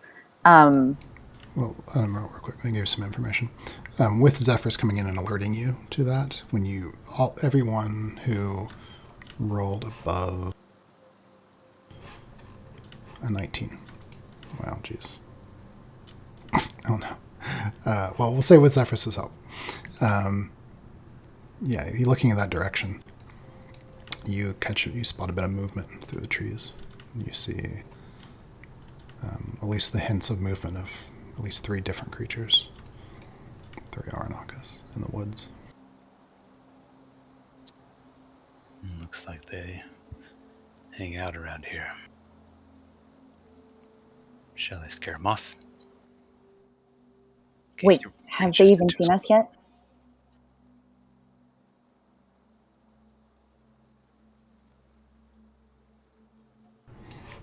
I'm looking that way. It does not look as though... Yeah, it does not look like they've seen you yet. Let's keep an eye on it, but take the opportunity for Esmond to look at this thing before before any activity happens. Fair enough. Check it out, Ez. It's way bigger than it was before, despite it being cold outside. Come on.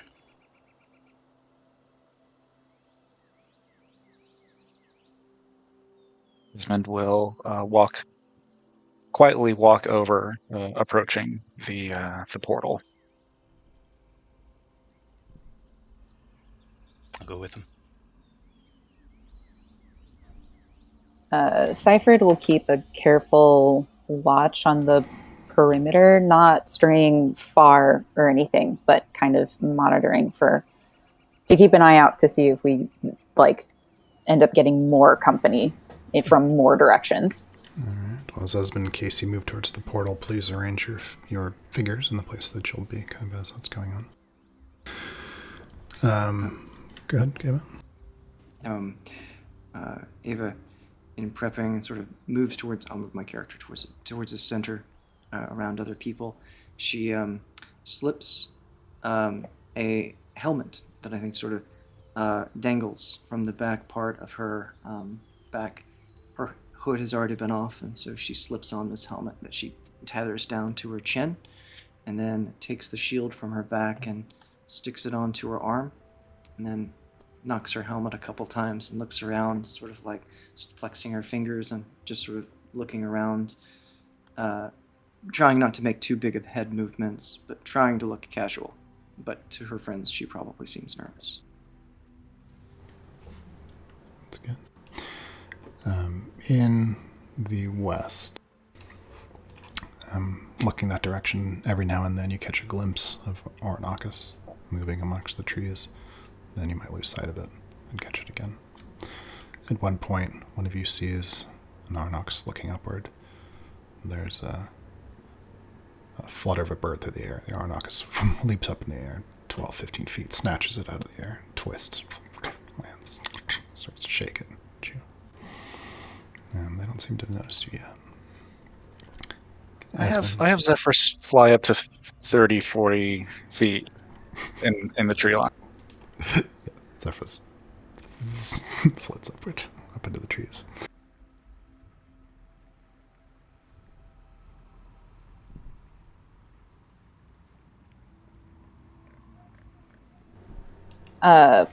Before I'm going to move Seifert over sort of away from where the cluster is in a moment, but before she kind of sneaks off to keep an eye on things, she touches Sal's arm to get his attention. One second. Can you guys hear music? Very quietly. Okay, yeah, this one's really quiet. Yeah, it is super, super quiet for some reason. It wasn't earlier. It is now. I hear it now, though. Yeah, I turned it to max volume. I can just barely hear it. But, yeah, Esmond, as you approach the portal along with the others, you see for the first time what they have already seen. There is a tear in the world. The edges of it, as you examine it, almost looks like almost an electrical interaction. If you had to guess, there's some sort of event horizon there, erratic in its movements. It seems to be growing, shrinking in size unpredictably. Not very much right now, but you can tell, based on the movements, whatever phenomenon this is could change size most likely very quickly. Roll Arcana, check for me.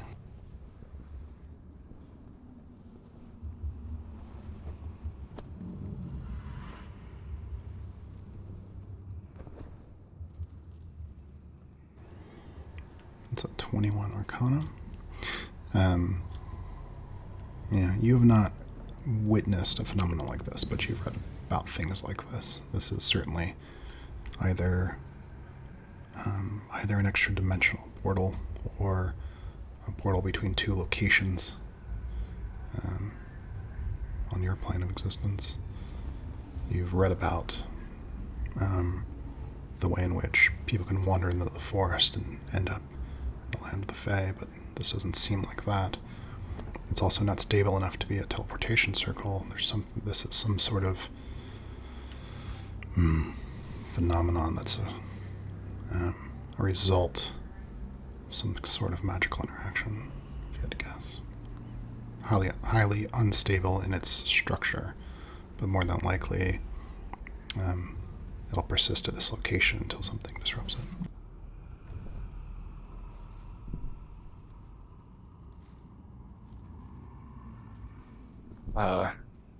Oh, you're right there. So you see Esmond just kind of walking in circles around the tear, running his fingers along the edge. There's a slight buzzing in your finger as you touch the edge of it. Oh, you said that Shalati put her hand through this? Yeah. Oh, that You was really shouldn't, dumb of though. her. That was a really poor thing she did. Don't do it yourself. How it's 10 feet tall, 3 feet wide currently, but it's constantly like shifting, shrinking, but not like shrinking immensely. Mm-hmm. Yeah, the edges of it are unstable, like a piece of paper that's just barely kindling. And the edges of it shape and crawling and moving. Is it the same location on the other side as before? Like, can I see the rock that I threw through there? You look through. You don't see the rock. Landscape looks familiar, though.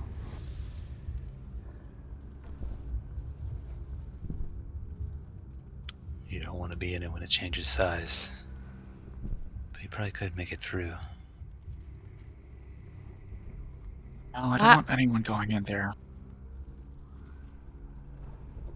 Yeah, no one is going through. We're trying to sew this thing back up. It's a rip. We gotta fix it. We're not gonna shoot through the other side. Yeah, important of note, the big mounds of sand that Casey had put around it a lot of them have been knocked down. You see large footprints in them. Casey gestures to those spots and says, "It's a busy area. Last time we were here, the big one came." I probably don't have time, do I? Okay. We'll give you whatever time you need. Okay. Well, preferably I'd like at least 11 minutes to try and study this, but give or take, but I don't think we have that kind of time right now. 11 minutes is all you're asking for? Well, to prep to prep some material so I can study this a bit further, but I can work with less time, I think. Yeah, give me a second. And Esmond is going to reach into his satchel, and you see him pull out two tiny vials. And he takes one and he shakes it vigorously before pouring it into the second vial.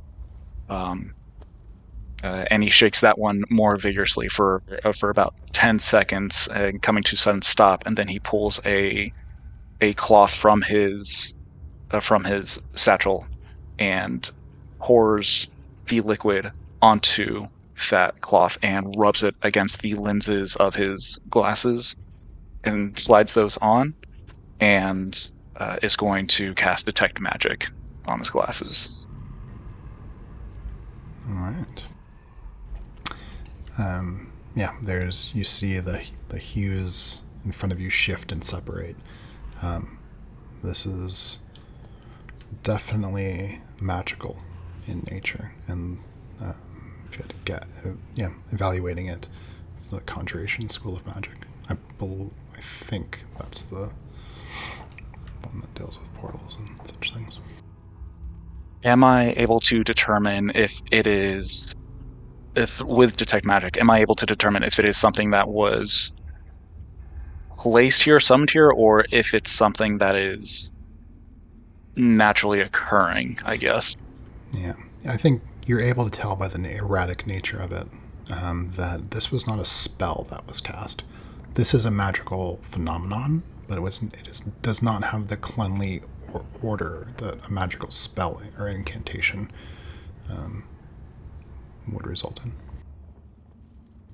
Casey watches as intently as he casts the spell, almost as if he's studying the movements that he does and the words that he says.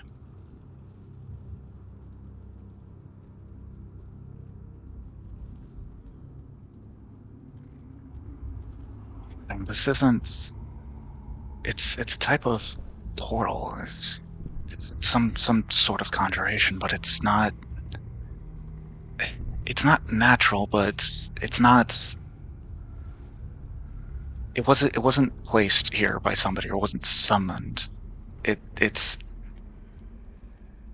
an actual tear, I guess, is the best way I can describe it. It's some kind of some kind of glitch in the fabric of two spaces on our plane of existence.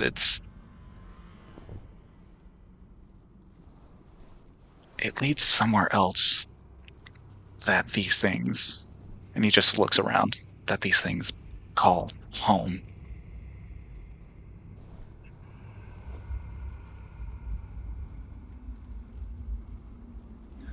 Yeah.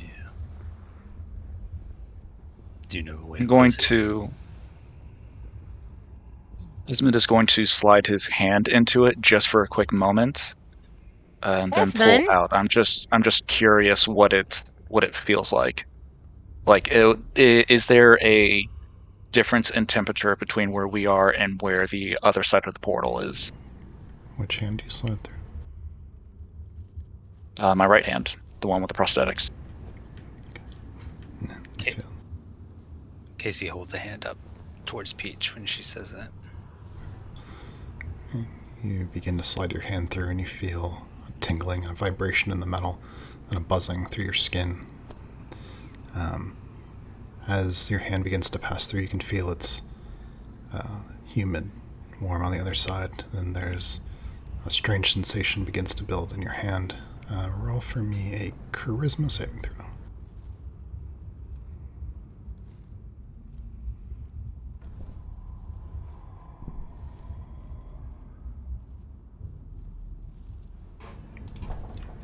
You don't mean to.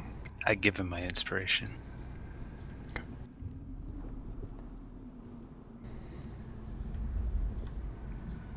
Are you inspired? No. You don't mean to, but a shocking grasp courses through your arm and then darts out from your hand into the edges of the portal. The edges of it flicker and shrink by a few inches.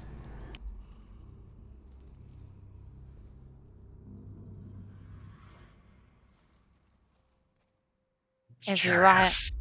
Are you alright? Did that thing just shock you? Can you close it? You see him quickly pull his hand out, and as you both start to speak up, he holds a hand up in your direction, and he's just looking up.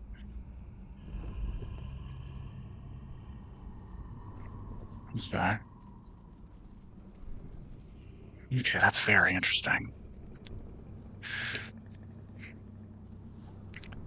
He's going to run his left hand along the edges of the portal, and he's going to cast Shocking Grasp on purpose this time. Roll damage.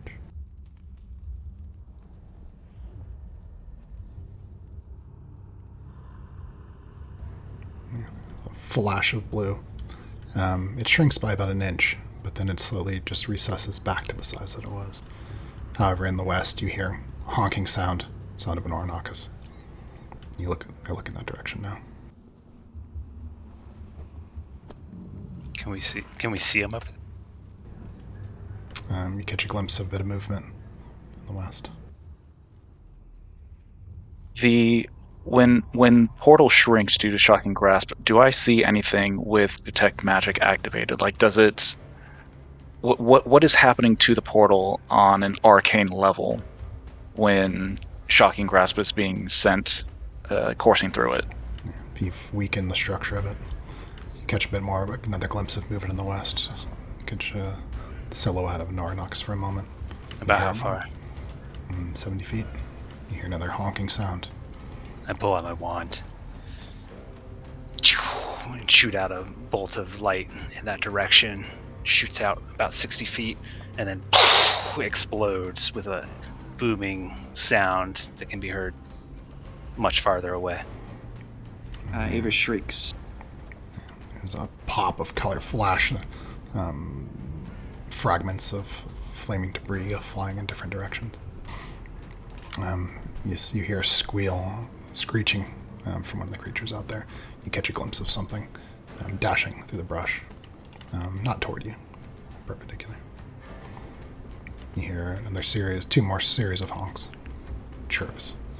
Almost like they're answering, calling and answering. Are these drastically different than the sounds that Poppy has made? No, very similar. You see that, by the way, Sandra, Poppy's whipped her head in that direction, and her feathers have kind of gone on end. I'll just quickly whisper to her, can you tell him to run off? That's danger? She looks up at you, and then chirps a sound at you, but you're not sure what it means.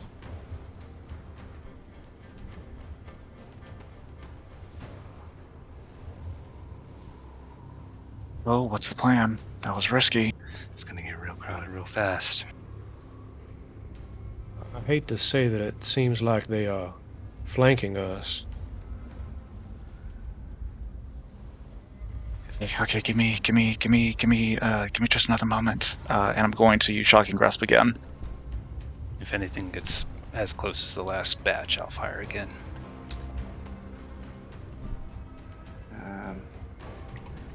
As Esmond is going to do that, Ava taps him on the shoulder, whispering a few words. This won't help with your spell, probably, but you have guidance cast on you. Yeah, there's another flash of lightning from your hand into the horizon of the portal. Roll damage again.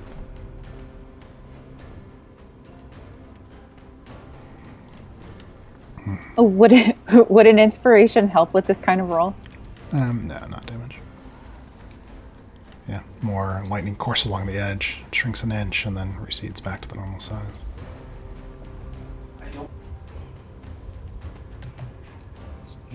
Looks like it's too weak. Sorry, that's not. Look, this is a solid Doing idea, something, but but it's not enough. we should Come keep on, going. Ez, We you need can do. You can do better than that. Come on. Sal, are you ready? And she looks at him, trying to like she's getting ready to fight.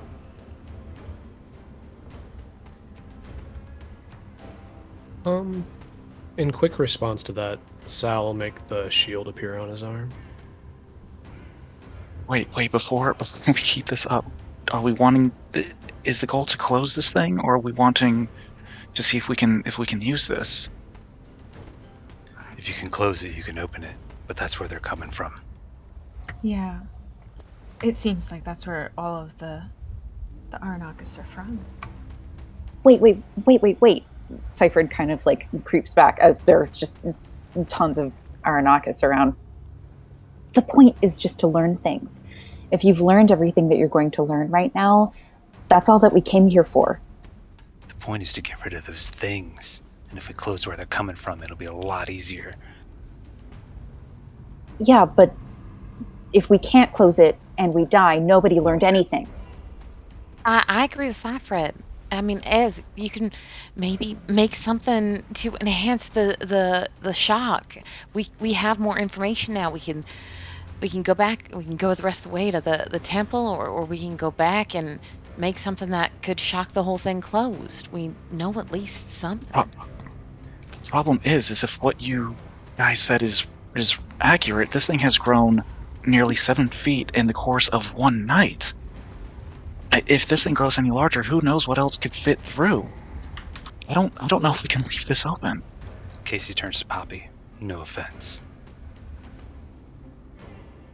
Oh, frowns. We can't Well, just stand around. what else just can do you- What else can you do right now? You catch a glimpse. You see to your north, west, and south some of the juvenile Ornacus are circling. You catch some silhouettes in the west of 2 larger Ornacus full adults.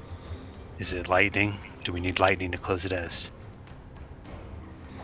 Whatever it is, we should decide now. Esmond, roll Arcana.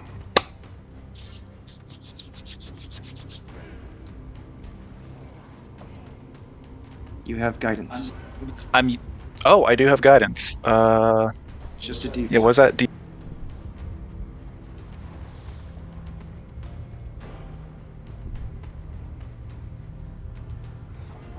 You can use my inspiration. Alright.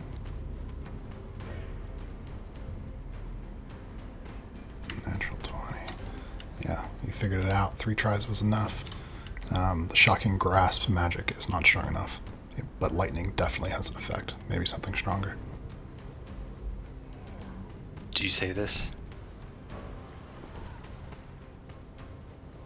What I can summon isn't enough, but lightning, actual lightning, it could be strong enough to close it. Yeah. Fair enough. Casey claps his hands together.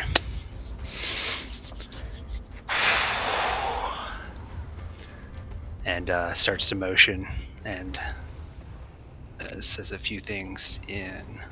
I think I said abyssal earlier, but that was wrong. In primordial. And as he does, a kind of ball of energy begins to appear between his hands, and it shifts and molds, and it's fire at first, and slowly the fire freezes and shatters into this green-looking liquid, and finally these sparks of light start to shoot through it. And when he has it in front of him with this lightning coursing through it, he looks up at Esmond and grins, and then chucks it at the portal there. And I'm casting Chromatic Orb. Ooh. So that's 16 points of damage. That's 16 to hit, or... Yeah, no, 16 points of damage. Yeah, you're right. Alright. And do you choose the type of damage? I do indeed. And I choose lightning damage. Alright. There is a blast, and the edges of the portal begin to shift erratically, shrinking down almost all the way until it's barely... it's too thin now to fit an arm through, and only about 2 feet high, but it doesn't vanish. Esmond, roll Arcana.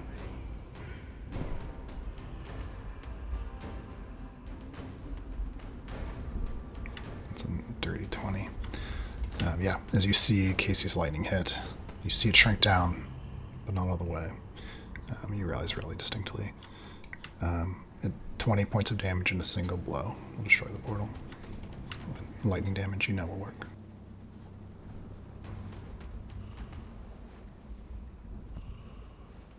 You said that I know that a certain amount more damage will close it. It takes 20 points of damage in a single blow to destroy it. But it is currently small enough that nothing can fit through it.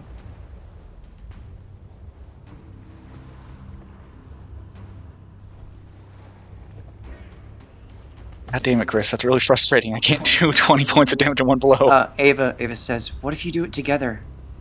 You guys do everything together. Just do it at the same time. That's not going to make it open any wider. You can't get that sphere thing in. Oh, can you do that again? Did you see that? Focus, Casey. Yeah, well, maybe once more.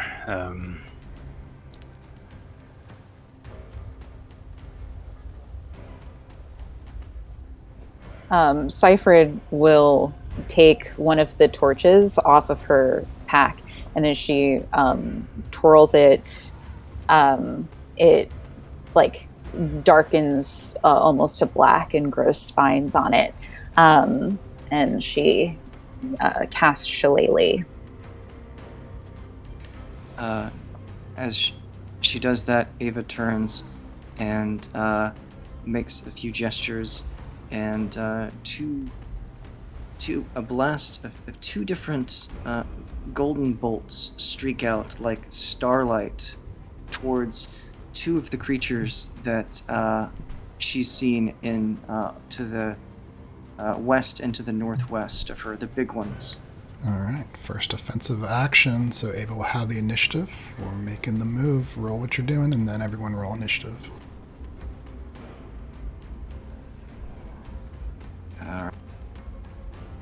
We have a 5-minute break before battle starts properly. Yeah. We'll take over the 5 minutes for roll initiative, and you guys can take breaks, and then we'll start. I have drank so much tea. Yeah, exactly. I don't want to miss anything, but I am in a tea place too. This has escalated very quickly.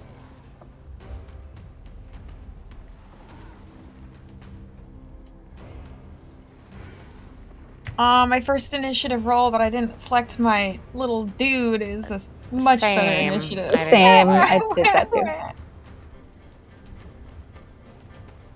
we use our good initiative? Wow. Ez just uses his turn to shock the portal again. We just need to herd them into the portal and then close it behind them. 2 problems solved with 1 portal. Yeah. Oof. I think that I'll use the inspiration, I guess, on that.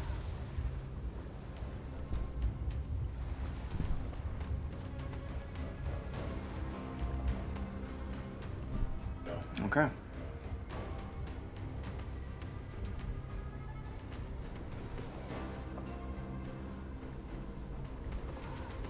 Alright, I'm going AFK for a minute.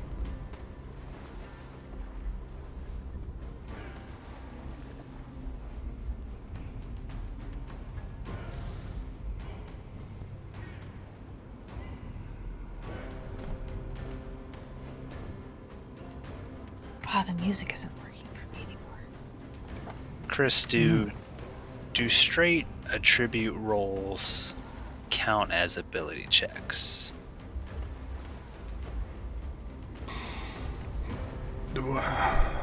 All rolls are ability checks. Okay.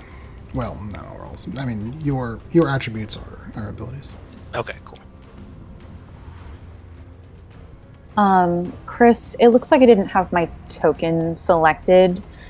Do I have to roll again? Is there a way to... Do I have to roll again and keep whatever the other roll is? Or is there a way to edit the thing? Yeah, just select your character and roll, because the odds are just as good that you get a 20 this time as they were last time. Look at that.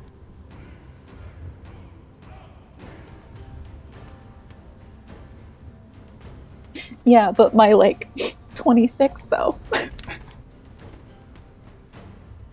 You could have been number 1 so much higher. Yeah. I haven't rolled yet. Ooh, is Casey gonna steal it?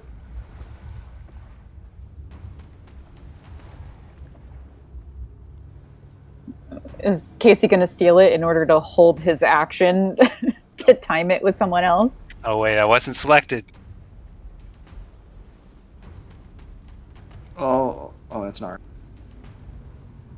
Oh, he does! He clinches it! One. No, I'm so mad. My other initiative roll was higher. Mm-hmm. You were 24, Doesn't weren't count. you? Yeah. Oh, that was your first one. Yeah. Dang. Casey, you can lower yours if you'd like to. I totally could.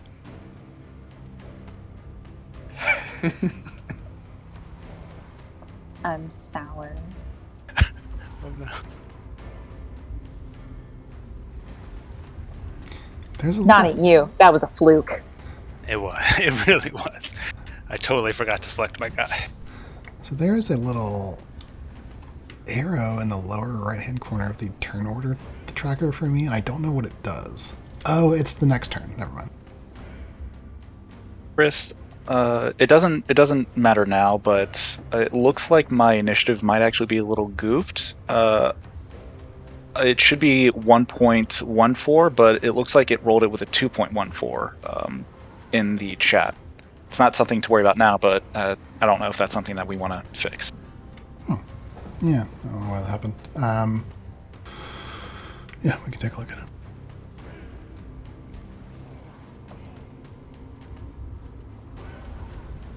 Interesting. Okay. AFK, just a moment. And at their heels, Seyfried visibly bristles, and the patterns in the fur on both of her arms seems to like shift, revealing a pattern of thorny knotted vines, and she moves. She sprints beside Esmond.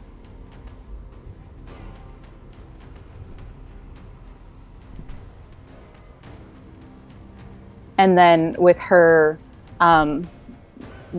black and knotted shillelagh in hand, she sort of takes a step forward and gives a solid thwack.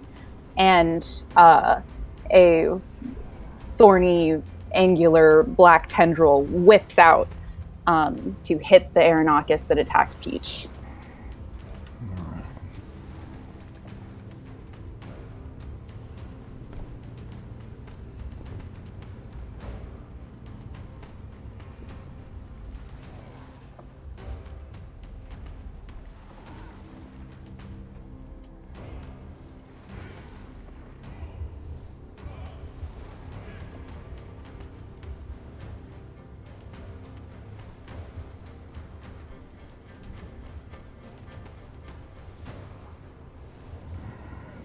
Is that a 7 to hit?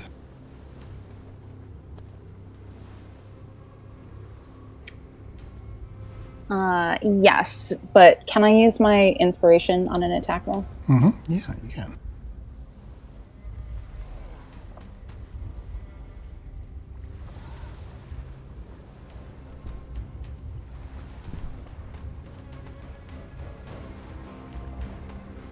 Oh no. 7 beats the 1. Yeah, the tendril whips out, but this creature is darting around quickly. It snaps right above its head. No contact.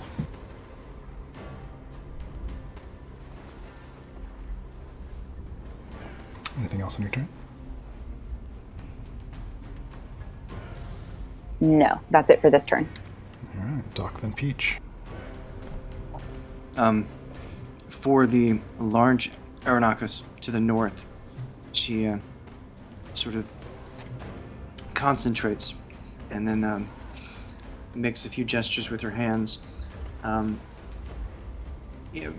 What appears to be like heat waves sort of appear around the creature, and it needs to make an intelligence saving throw.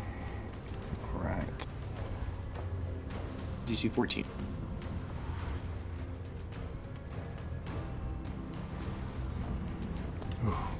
Even with a penalty, 16 succeeds. Okay. And then she looks to the other one that's right next to where Peach is, and she, this time, nothing really visible. She sort of cants her head and looks like wills in that direction, and it needs to make a strength saving throw of DC 14. Which creature is this? The one right next to Peach.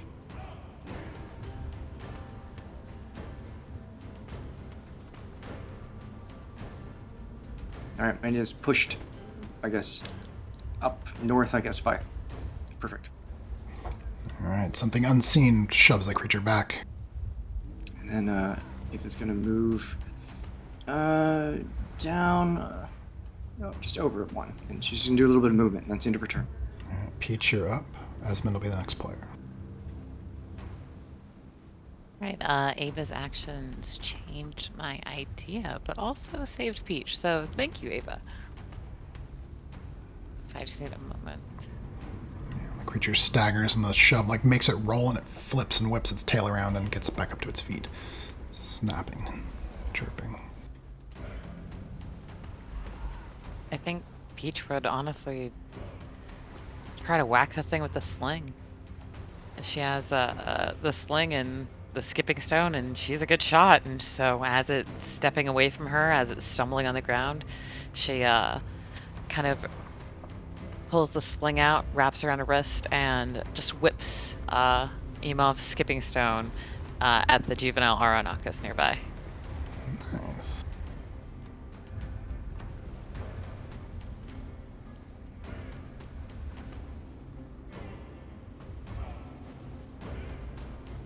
Did it work? It looks like Hang you on. just rolled damage. I just rolled damage.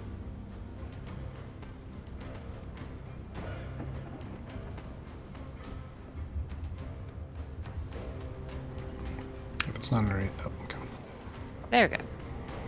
Yes, 22 will definitely hit. 5 points of bludgeoning damage, is that correct? Yes.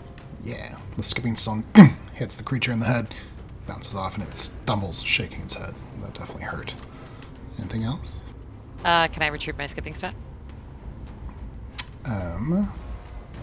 It turns back up because it's magic. Yes, but it's not lost. It's right there. Okay, yeah, no, she just grabbed it. Well, I mean, it's on the ground where the creature is.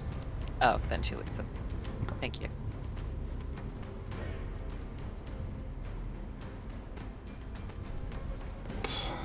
Anything else? Nope, Peach will be done. Thank you. Okay, and there's a rustling in the brush on the northwestern side. One of the large Aranakis bursting through the brush right at Salinger.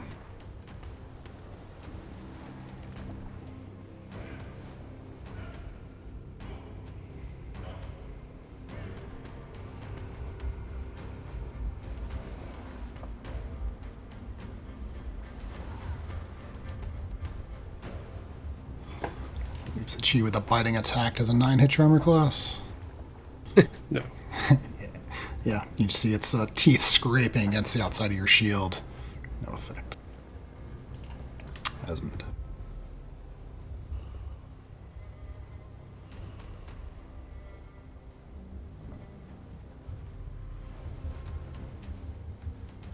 The two Arnakas that are near Sal, are they within 20 feet of one another?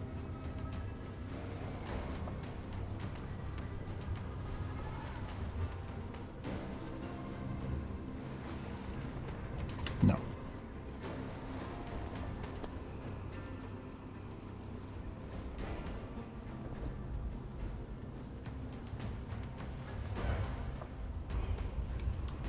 You mean the two Arnakas, right? Yes. Yeah, they're not. Poppy is. It's true.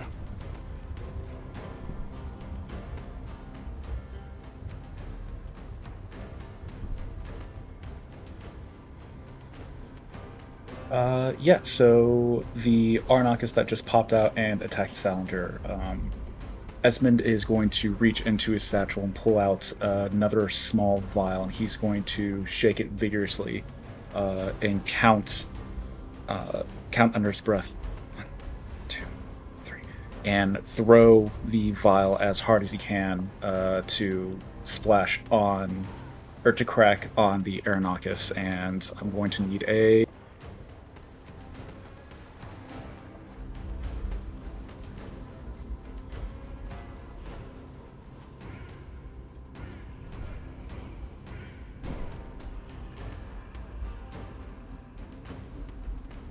DC 14 Dex save.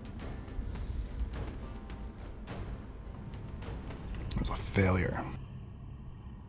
So it takes four acid damage, and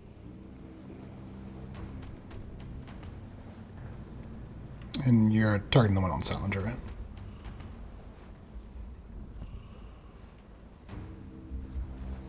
Yeah, that guy. Cool.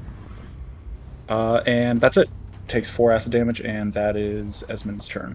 All right. Acid splashes on the creature's fumes start to rise. You can see some of the feathers burning.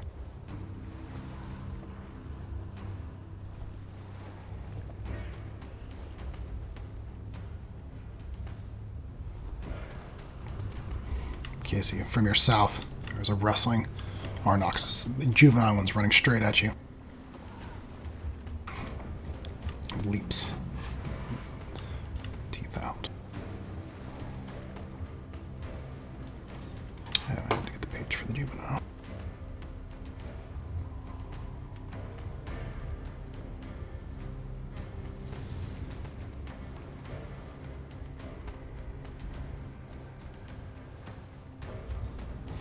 Alright, does an 11 All right, hit you, Mark. Casey?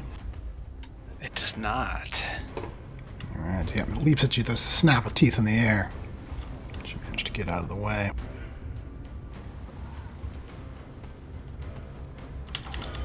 From the north, another of those Arnakis closes in on Salinger. And comes rushing right at you, arms spread a bit and opens its mouth wide. Takes a bite. That's a 22 to hit. Takes 6 points of piercing damage. You're fending off one with a shield, the other one comes in, latches onto the outside of your arm, and you are now grappled.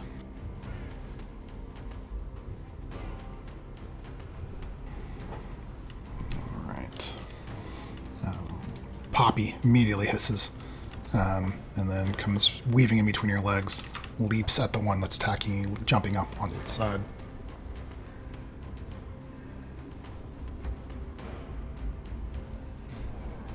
Ooh, latches onto the creature, sinking her teeth in, holding on. Takes 6 damage.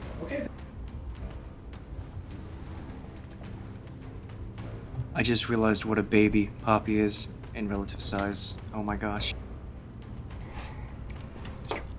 You mean Babe?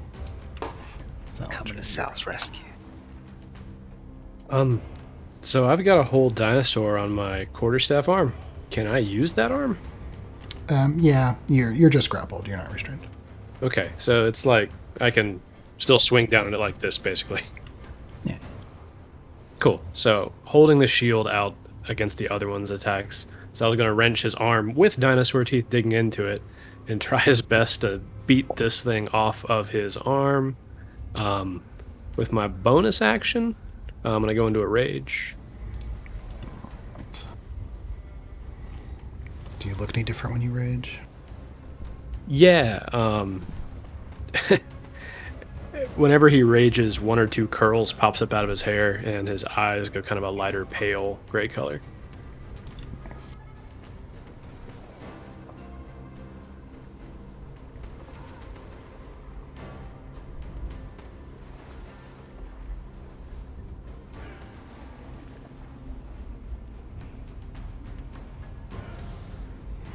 Ooh, 18 definitely hits. Cool. So with the rage, that's 10 bludgeoning damage.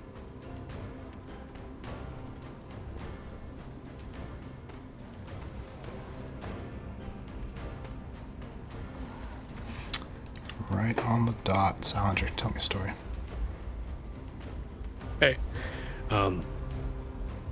Upset, a little freaked out, the fact that there are dinosaur teeth dug into his bicep, Sal just starts flailing his arm down as fast and hard as he can, keeps swinging and swinging, and doesn't even realize that he's knocked the thing to the ground as he's looking at the bites in his arm until it lets go and falls off, clumped on the floor.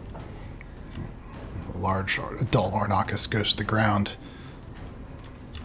Blood in the brittle grass. Poppy's still on it, biting on its neck, shaking violently. Anything else on your turn? A brief sigh of relief as the tears in his shirt sleeve start to stitch themselves back together.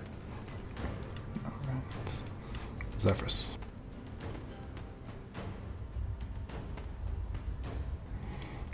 Does Zephyrus have any orders?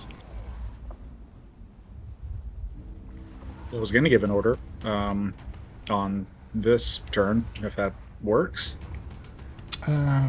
Yeah. Well, Zephyrus is close enough, I guess. Yeah, you can just telepathically kind of tell Zephyrus what you want.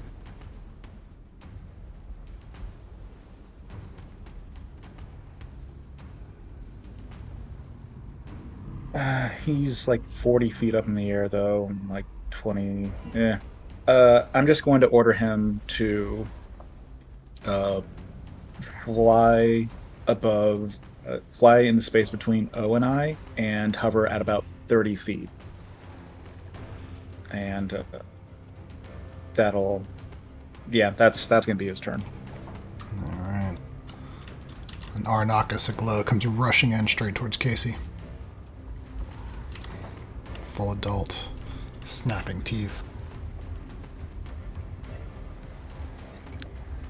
That's the one I blasted in the face, isn't it? Oh, it is. So it does not run at you, actually. No, it does. But it has disadvantage on this attack. Because it went off. The thing went off in its face. Oh my god. Oh my god. 19 and 19. Yeah, one of those eyes squinting, blind, but it only needs one. It sinks its teeth into your shoulder. And you take 8 points of piercing damage. And you are grappled.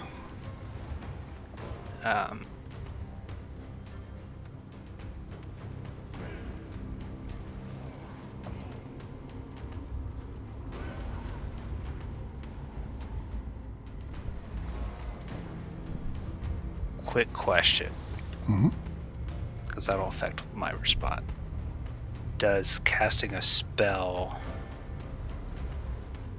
a ranged spell, have disadvantage at something that's right on you? Yes, if it has an attack roll. What if I cast a spell at something that's not right on me but has an enemy in my face?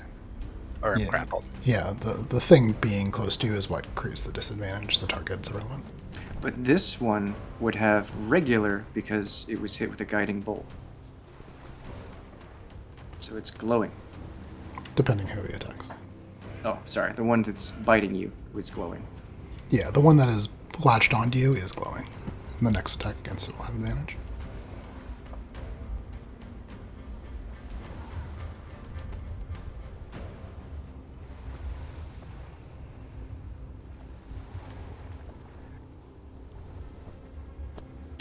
So, Casey's lucky. Please re-roll his attack roll. Ooh.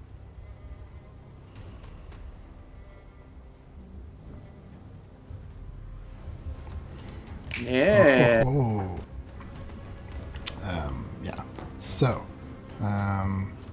yeah, you feel a tear as it pulls a bit of the sleeve. Apparently, it hadn't got as good of a hold as on you as you thought, but tears some of the fabric of your shirt. Pop you one of the buttons. No. You're lucky I'm not Sal. Okay. So you do not take 8 points of damage.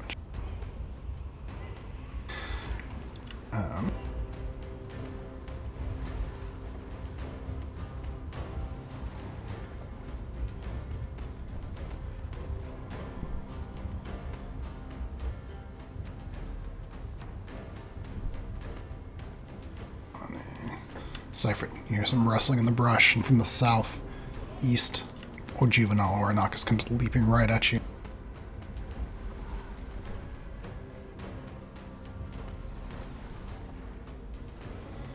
So 13 hit your armor class. And there's a snap of teeth in the air, but you manage to get out of the way. Araya, you're up, and then Doc, and then Mose. I'm I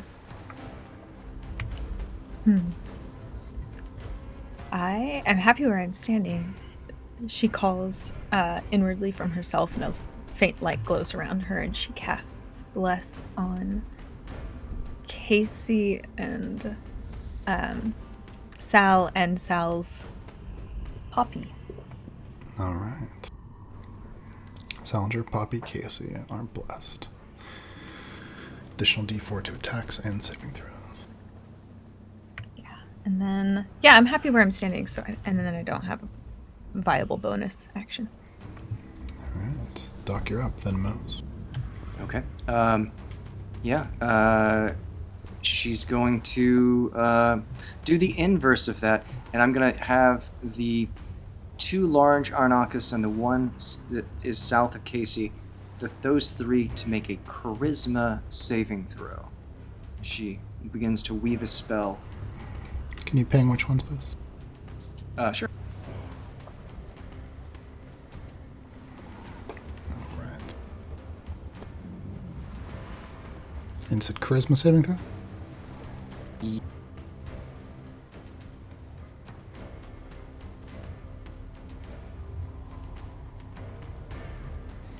Okay, that's top to bottom, left, right. Well, kind of. Okay. All 3 of those sort of feel like a little bit discouraged, just a little bit weaker and a little bit more confused. All right, Bane. So minus D4 on all of their attacks and saving throws, I believe. Nicely done. She's sort of concentrating, taking sort of controlled breaths, but like sort of very focused, and has her shield up, looking around at everybody, trying to keep an eye on things. All right. Any movement? Anything else? Let me see. No. I think that she's good where she is. All right, Mose. Does he have any orders? He has no orders from me. Mose is his own man. He can do what he wants. Yeah. He does typically stay in Casey's shadow, though. Oh my god. So if anything, he might move down there. Are you bloodied, Casey? I'm not. Most takes the dodge action. Cool. The Onarchus that was struck in the head with a stone and knocked back gets to its feet, flicks its tail, and then leaps right back at Peach. Oh, damn, I should have done something with bonus action. I completely forgot. Wasn't paying attention. Sorry, so we're too late.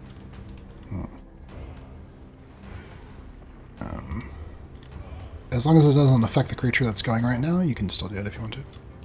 Sure, in that case, it'll just be the one that was near Seyfried. She'll do the same thing, just nothing, just sort of looks in its direction and have it make a strength saving throw.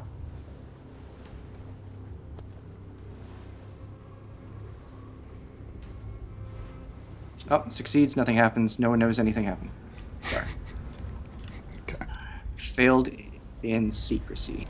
Doc is not embarrassed. Please mark that. The perfect way to fail. I still have all 3 of my embarrassment counters. Oh, that's a dirty 20 on the die. Peach, this juvenile Arnakis leaps at you, bites on. You take 5 points of piercing damage, and you're currently grappled. Okay, thank you. Casey, you're up.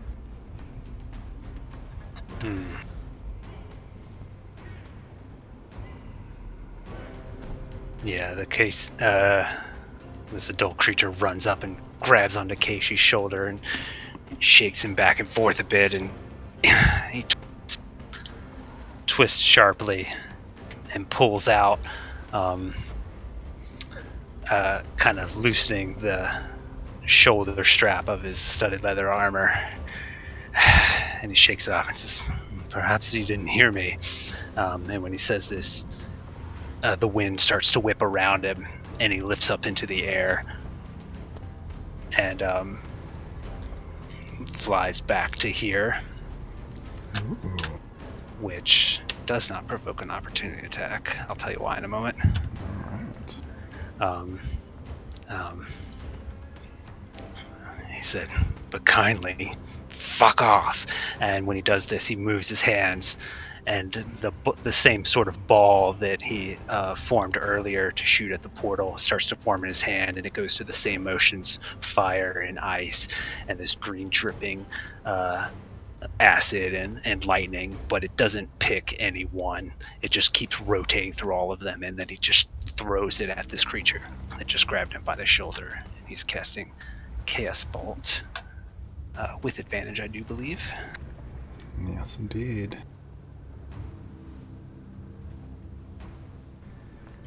This is a dirty 20, which will hit. And I rolled 2 7s on my d8s, which does proc the jumping effect of Chaos Bolt. Nice. So it is a d7, which will determine the damage. Hang on, let me look that up. It is psychic damage. To which creature? Does it bounce to it's the other one? So it is damage to the adult one first. It is psychic damage because I rolled a 7. Mm-hmm. And that is a total of 19 damage. Oh, it hits it takes it, or does it leap to a different target? It takes it and then it leaps. Oh, wow. So Well, there's the text there. Nice. Well, Casey, tell me a story. Give me one moment.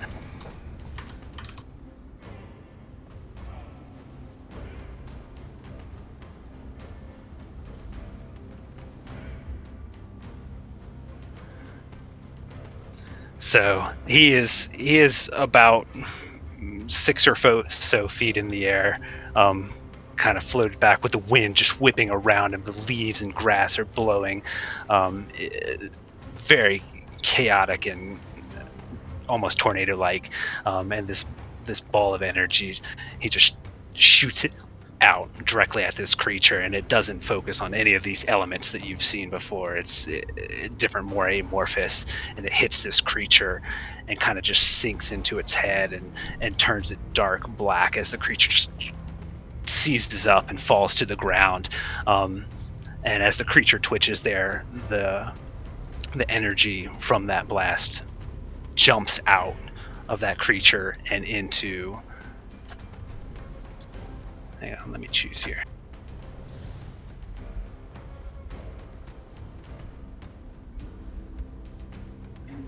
Yeah, I would say into the little one next to it, most likely. All right. Make that second attack. Actually, one sec.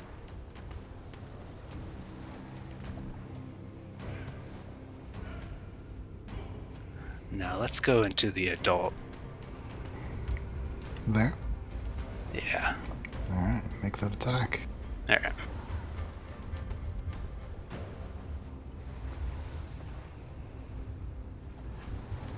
$23 definitely hits. It does not proc another jump, but it does hit for 16 damage. Let me determine the type here.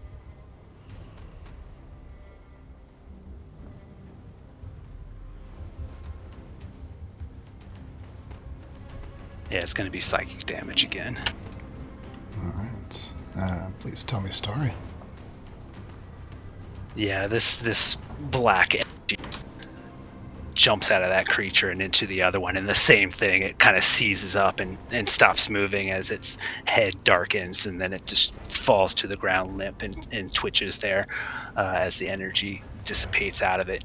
Casey is still in the air with the wind whipping it around him, and at the end he kind of slowly levitates to the ground, breathing heavily and grinning to himself for the most part. And the thing that he used to move like that is this. All right. There's now 3 of those creatures on the ground. It looks though the tide is beginning to turn. Maybe there's a chance you can survive this.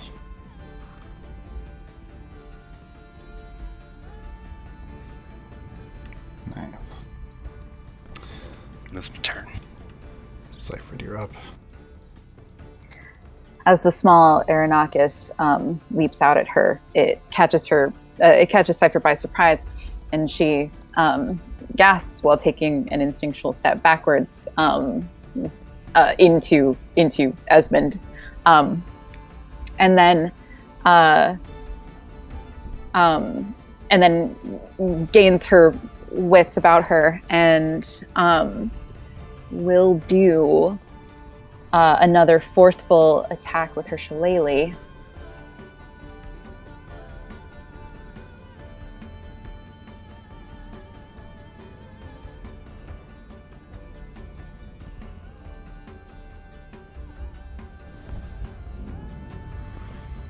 Does that hit?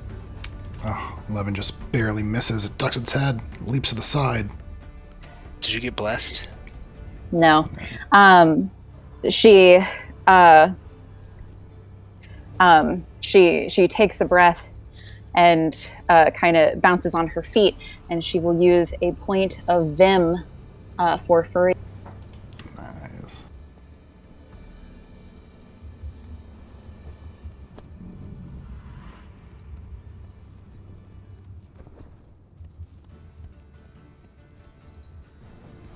Yes. Awesome. Furry of blows. It's amazing. Nice. In fact, that Okay, and then each hit will also do an additional 1d6 of damage as the black thorny vines snap out at the creature in tandem with Cypher's own movements. Awesome. What's your total damage?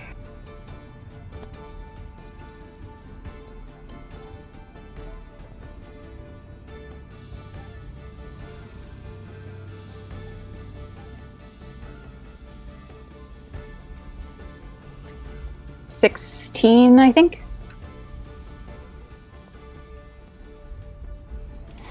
Cypher, tell me a story.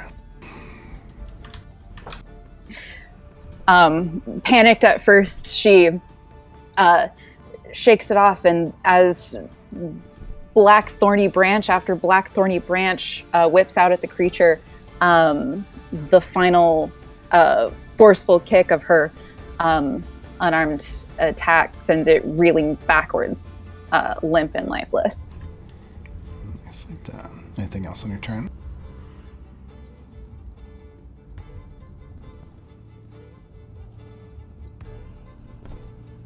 Yes, she will. I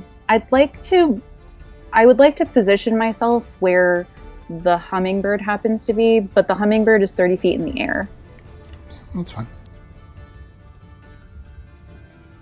So she will, with sort of a regained sense of assuredness, position around behind Esmond, coming to stand, sort of impose herself between Esmond and the other small Aeronautic.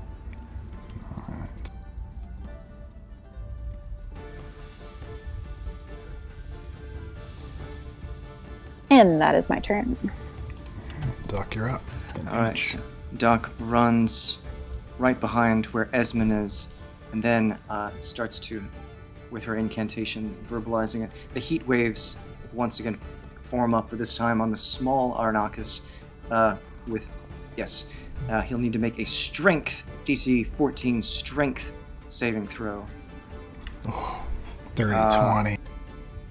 I think he'll pass anyway, but do a D4. He'll probably pass. It doesn't matter, so never mind. It doesn't actually matter. It's well above 14. So nothing happens. The waves come up. Nothing happens. You can see this. The waves come up in force, and as it's sort of taking a step, an unseen force aside from the waves kind of knocks the creature and tries to cause it to stagger. I got the thing wrong. It's not a strength saving throw. It's a dexterity saving throw. 1 second. Oh. It is a dexterity saving throw. Try one. Well, it's even better at that. God damn it. Alright, well that's fine. Make a DC 14 dexterity saving throw that's even better at. You're not gonna redo it? Sure. Oh! Aha! So, as it starts to stagger, take a step and turn its direction, these waves come up, and all of a sudden, this force kind of kicks its foot out from under it. It falls down prone. Then Ava sort of cants her head around backwards and sort of knocks her head a little bit, using her body the same way a child in a different dimension might play Pilot Wings and try to cause the controller to...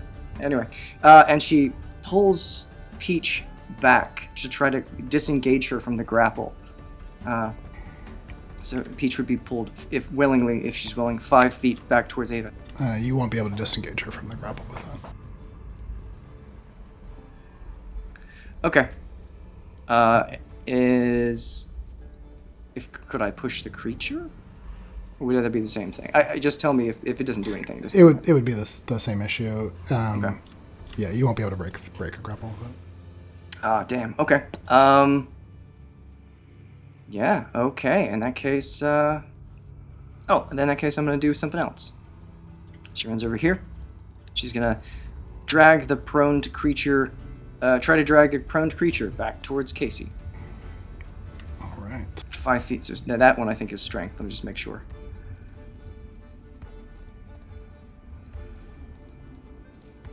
Yeah, strength.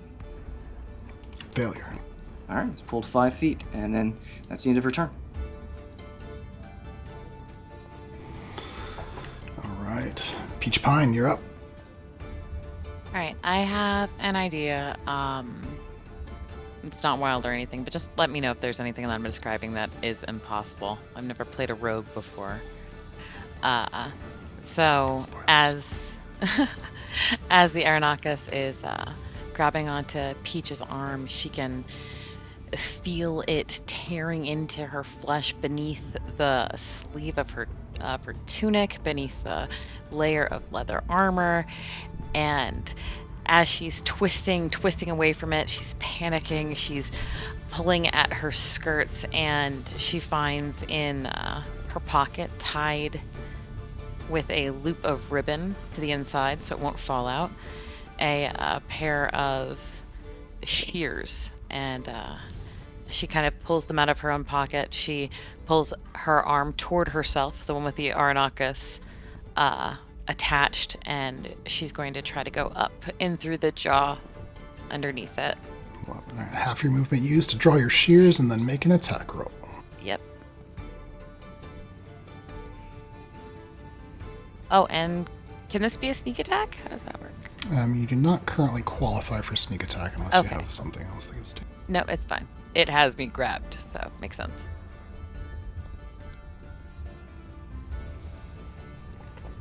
It's a 12 on the die, which is enough to hit a juvenile. Wait. No, I'm sorry. It does not. Can I roll again being inspired? Yes.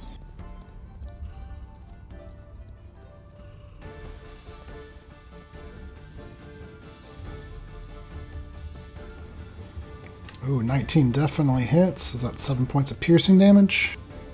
Yes, it is. Peach Pine, tell me a story.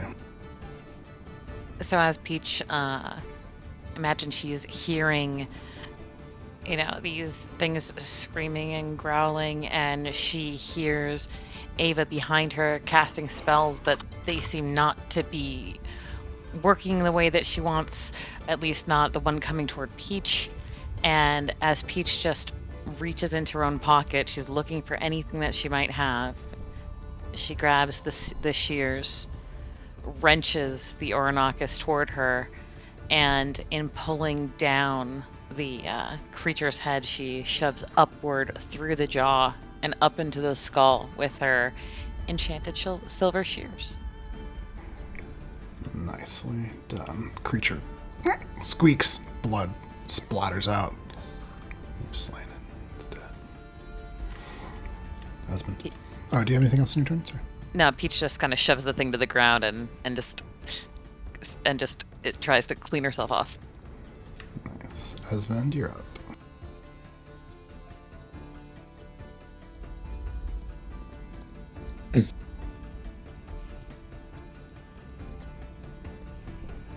Sorry.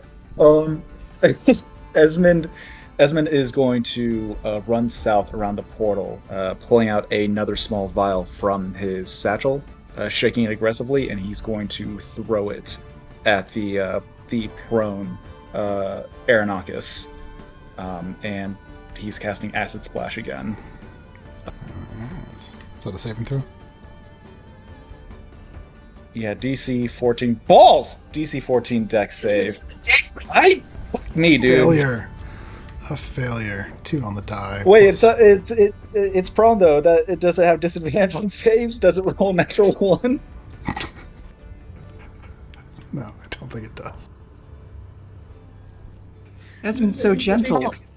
Maybe it gets boosted to 2 damage. That's practically just like skincare exfoliation. Is it 1 damage or 2 damage? It's one. It's 1. Fucking hell. This shit blows. Just like the portal, he's just gently like, "Ooh, don't wanna. He's just testing things out. Yeah. He's nervous. He hasn't left the house in a long time. We're having this conversation back and forth as he's trying to do this. This is so embarrassing. I'm so embarrassed.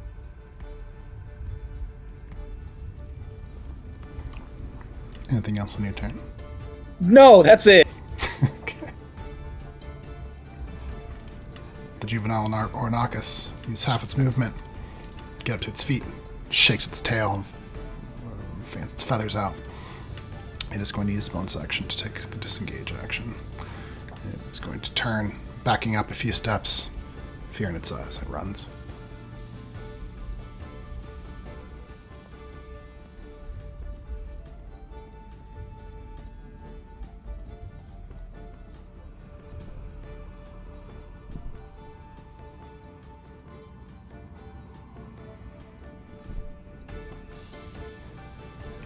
Then it is going to use dash action. The small Aranakis would kindly like to get the fuck out of here. Look how fast it's running away. Oh my God. Yes. Yeah, so you see it I backs did up. that. I scared it away. Yeah, it backs away, fear in its eyes. It turns, just takes off at a full sprint into the west. No, I give chase. Okay. If we're going out of initiative. We can still reach it. We're not out of initiative yet. Okay, cool. Yeah, Poppy maneuvers next to Salinger. Squawking, chirping. Salinger, you're up. How far did that thing run? 130. Good lord. At half Find its it. move, Is half it its still on the movement was map? gone. Yeah, far west. Oh, I see it. Okay. Just do some math real fast. Dang.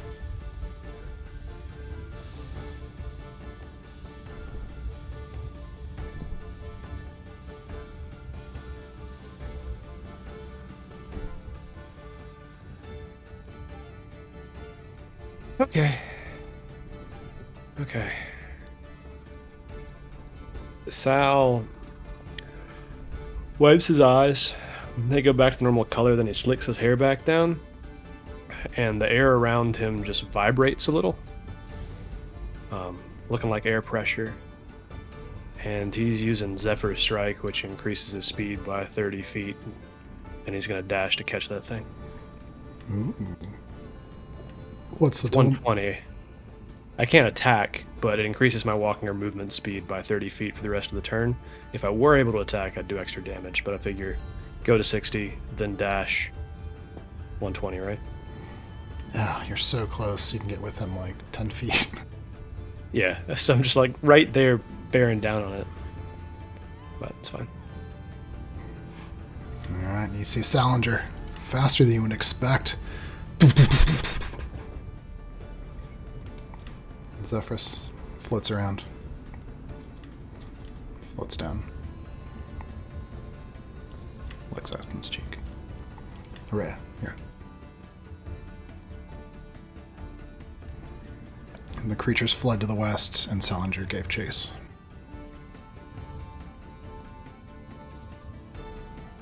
I'm trying to even see on the map.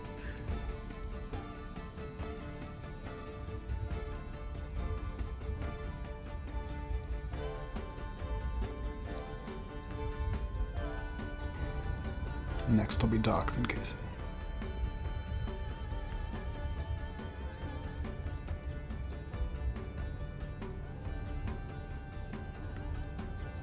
Hold on, let me see some spell distance.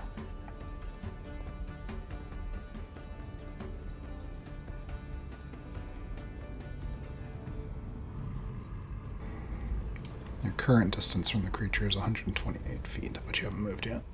Yeah, I could move closer and then... Yeah. So she's gonna kind of like run a little ways. You hear an Orgonocus barking in the distance.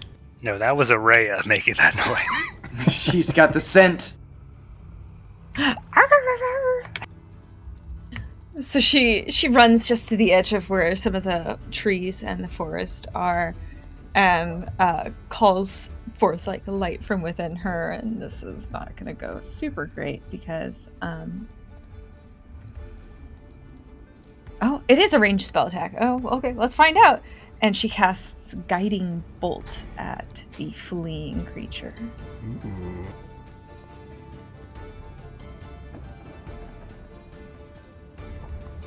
$22 will definitely hit. Is that 14 radiant damage? Mm-hmm. And then... Oh, never mind. All right. Please tell me a story. Aw. Darn. Murderer! Oh no. Darn, you wanted to kill it more?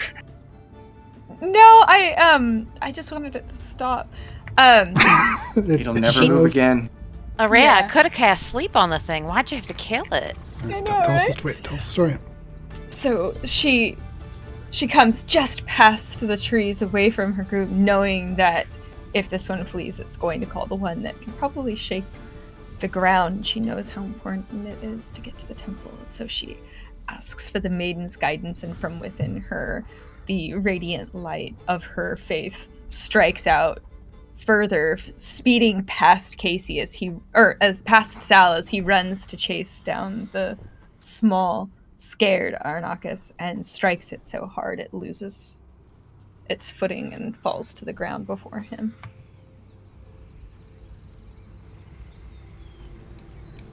The bushes around you are quiet. No nearby sounds of chirps or squawks. It looks as though for the moment the danger's past. Seyfried's chest is heaving with deep adrenaline-fueled breaths. She glances back over at Esmond. Who knows if there are more out there? We should take care of this and get out of here as soon as possible. As you're saying this, he's already turned away from the Arnakis that was running away, and he's repositioned himself, and you see him pull a wand from his belt underneath his poncho, and he pulls it out, and he flits it and maneuvers it around, holding it upside down before he flicks his wrist upright, snatching it forward, and as he does, a blue streak of lightning begins to build along his arm, similar to when he casts Shocking Grasp, but as it reaches his hand, the base of the wand, it starts to darken and turn a purple, pinkish, almost iridescent color, and it travels along the end of the wand before and releases, and I'm casting Witch Bolt at the portal, and I'm going to hold concentration on that for the next minute until it is gone. Ooh, okay. Well, yeah. So, yeah, as the lightning courses out into the portal, roll damage.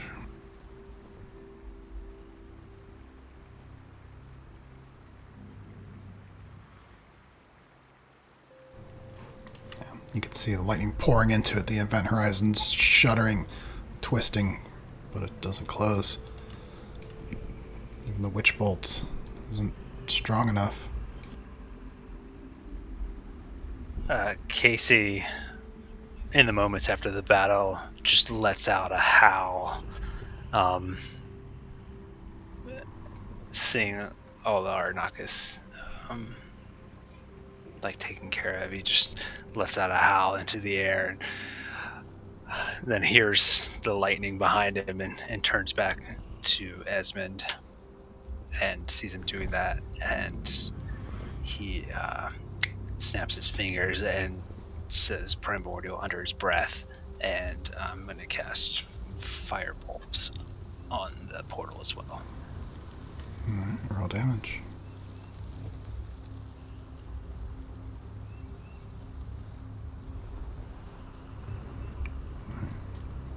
Firebolt strikes the portal. There's a spark of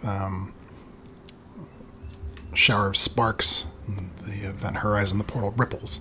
There's a pulse of energy that knocks everyone nearby back several feet, staggering maybe to the ground.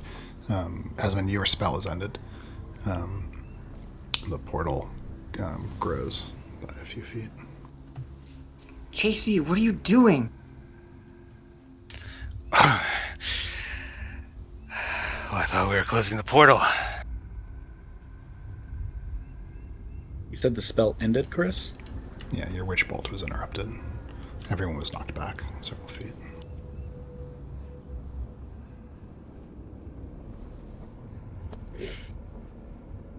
It has to be lightning.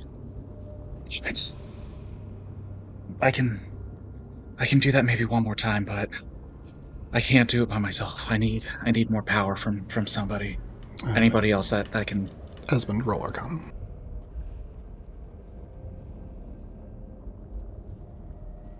14.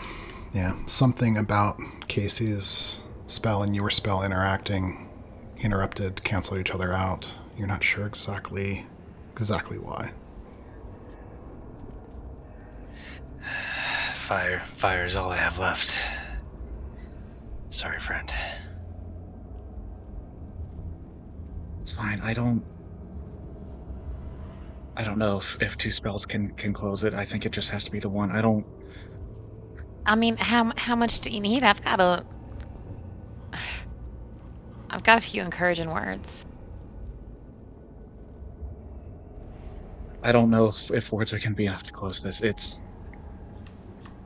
Esmond, you see that Zephyrus is acting kind of excited. He's hovering close to you, looking at the portal, kind of fluttering back and forth excitedly. You know, he usually acts this way if something strange is happening. Roll another Arcana check. You might still be blessed too. Yeah. Bless never is for blessed. saving throws. No. Oh, I could help. I have a prayer that'll help make, well, just thinking a little bit easier. What do you do?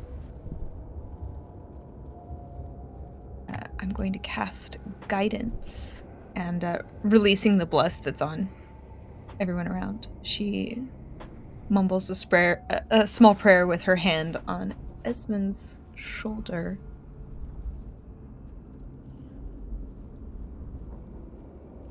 And casts, praise to the maiden, and the light within her warms up her hand on his shoulder. Alright, Esmond, roll an additional d4. Well, DC 13 saving throw not to be inducted into a cult. That's a total of, is that a total of 17? Yes, it is. Alright. You see a weird, strange separation of hues in the portal for a moment. Something erratic, unstable, fluctuation. Your spell's already ended, no one's interacting with the portal, but something's happening. Then a moment later you feel a slight tremble beneath your feet. Another one. The erratic nature of what's happening with the portal grows just a bit.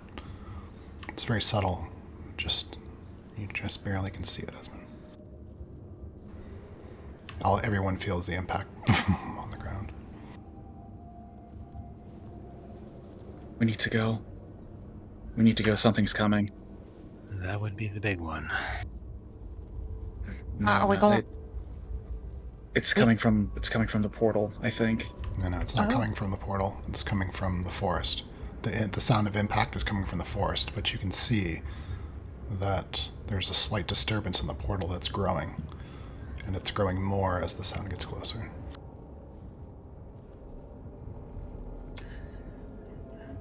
We're off then. Where are we running to, though? Are we going to the temple or are we going back to town? Temple. The temple. We have to go to the please. temple. Let's go. So, we're leaving. All right, I'm coming. He's got a stone in his hand that looks like he's washing the blood off his arm. You were so fast a minute ago, and now. Damn, stone cold. No, I thought he'd been practicing running. No, it's fine. It's accurate. I was fast, and now I'm not. Peach glances around for her slinged skipping stone. Where is it? Shit, it was just there in the brush. Wait, it's in your pocket. Yay. Aw, I like that one. We're running. You take off, presumably towards the north. Esmond is lagging behind. The portal's still the portal's shifting larger as the sound is getting closer, right? It's not necessarily growing that much larger. It is growing slightly larger, but there's a disturbance sort of in the portal. Casey will skid stop when he sees Esmond isn't following. As he skids to turn back, his shadow shortens and two little eyes pop out at the top of it. Kind of squint and then go back into his shadow as he turns back to Esmond. Ez, you coming?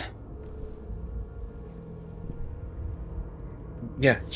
I'm gonna run after the group, and I'm going to order Zephyrus to hang back 50 feet behind me and head into the tree line and keep an eye out for whatever that large thing might be.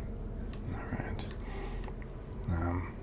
While you're running, cold air burning in your lungs, making your way north back towards the road.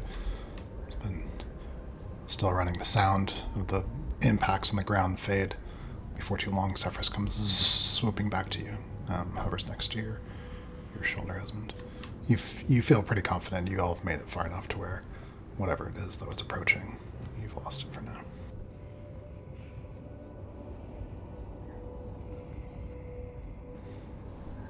Zephyrus moves close to Esmond's ear, licks inside of it, conveys to you a creature.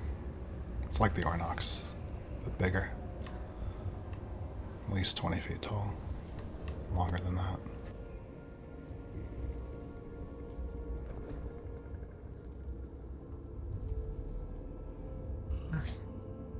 Okay. So that was the mama, wasn't it?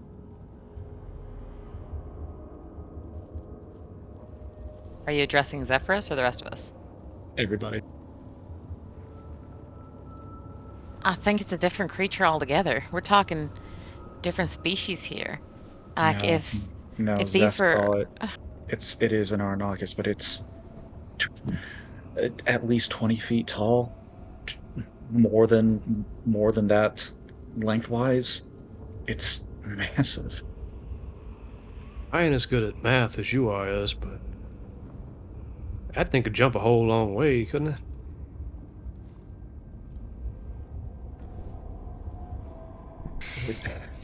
It could, but we're fine. It's not following us. Zephyrus kept an eye out and didn't see anything coming after us.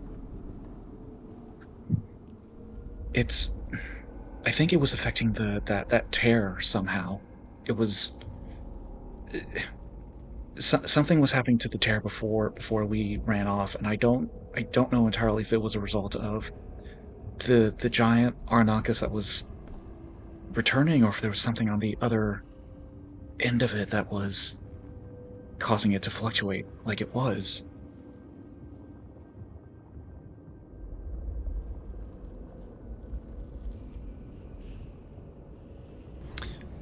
Roll a perception check for Zephyrus.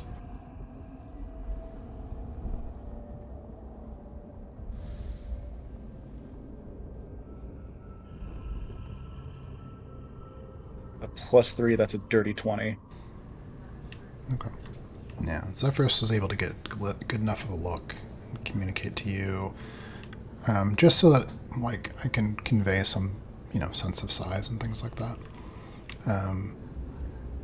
You would estimate whatever that thing was that Zephyr saw has between 100 and 200 hit points.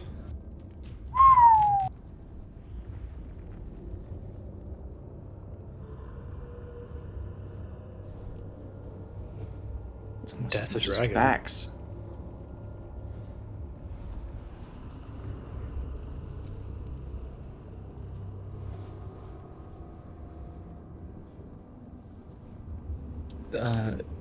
Zeph saw its aura or something. That thing is incredibly powerful. It if it catches us, if it catches wind of us at all, we don't stand a chance. We need to keep moving. We should rush along to the temple, I think. I don't know if I would say that. Did you see that? Cypher, how did you hit that thing so many times? That was amazing. And Araya, the balls you shot at the last one, how did you do that? The maiden provides.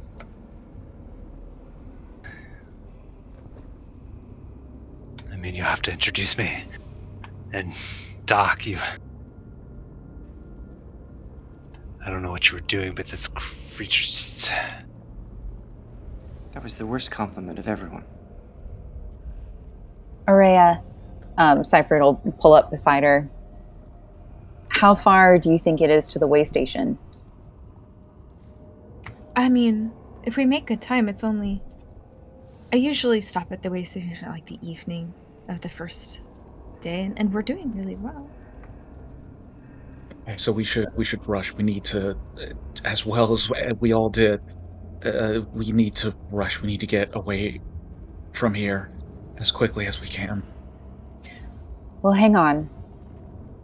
It looks like we'll be able to make it before nightfall, but we should be careful, and I think we could all use a little bit of a slower pace in case we do encounter anything else. So, Poppy, you as well. slow and steady. Casey reaches into a little pouch on his belt, pulls out a treat, tosses it to Poppy. The treat just hits the ground. Poppy is staring into the forest in the direction that creature was, and looks nervous.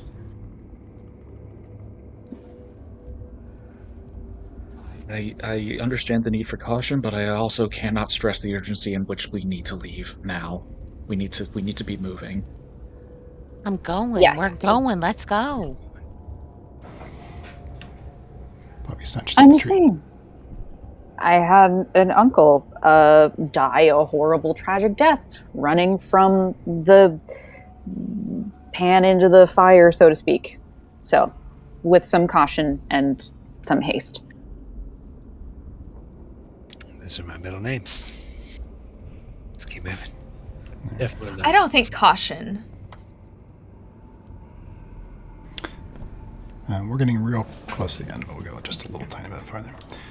You continue on into the north along the road. You spot a couple more Aranakas along the way, but not in large enough numbers that they seem interested in attacking your group. You spot some in the mountains. Another one you see a silhouette in the forest, but they don't come close. Towards the end of the day, and about the time you would expect, just as the sun is beginning to set, you make it to the camp. It's halfway in between. Ring of stones sheltered from the wind. It's very clear. This is a place people have stopped many times before. Perhaps some of you certainly are at. It's familiar and comfortable, but you know that these wilds are dangerous now. It's not the peaceful trek it used to be.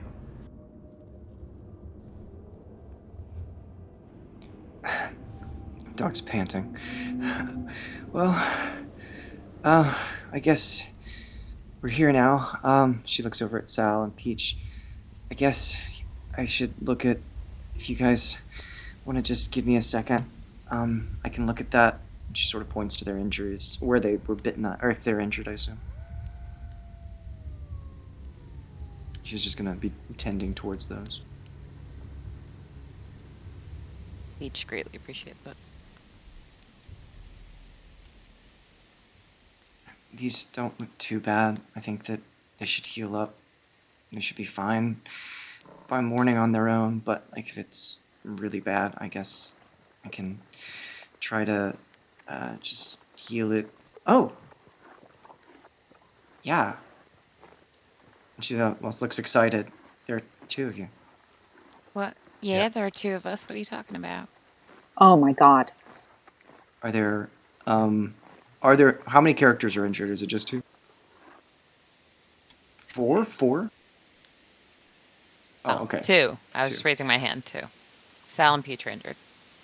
Okay. Yeah. She takes you guys a little bit aside and sort of has you sitting a little bit close, and then she actually like looks at and sort of picks up Peach, carries her by the hand until she's further away from Sal, and then she looks back at Sal and she carries Peach a little bit further away, and she's like, I think I can go that far. She kind of gets. What are you doing, Iva? And she just looks at it. She gets out her tools, and you see her kind of concentrate. And then there is this faintly, this flavor may change somewhat, but faintly luminescent glow, sort of that happens inside her like a small pulse for just a second, and you see light kind of almost emanating from inside of her, and where the joints in different parts of her bodies, little like constellations almost, in terms of just having small brightness and connected by different lines. It pulses just for a second before it sort of fades back. Then she takes the injury and covers it with a bandage in the same way that typically would with a salve, and sort of holds her hands on top of it, and is like, okay, I'm going to do this just with energy. And then she rips the bandage off, and then as soon as she does, should be healed.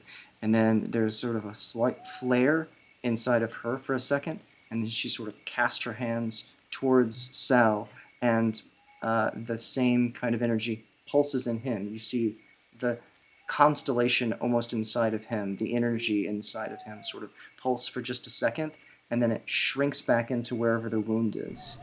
And she's going to have cast and used two different abilities.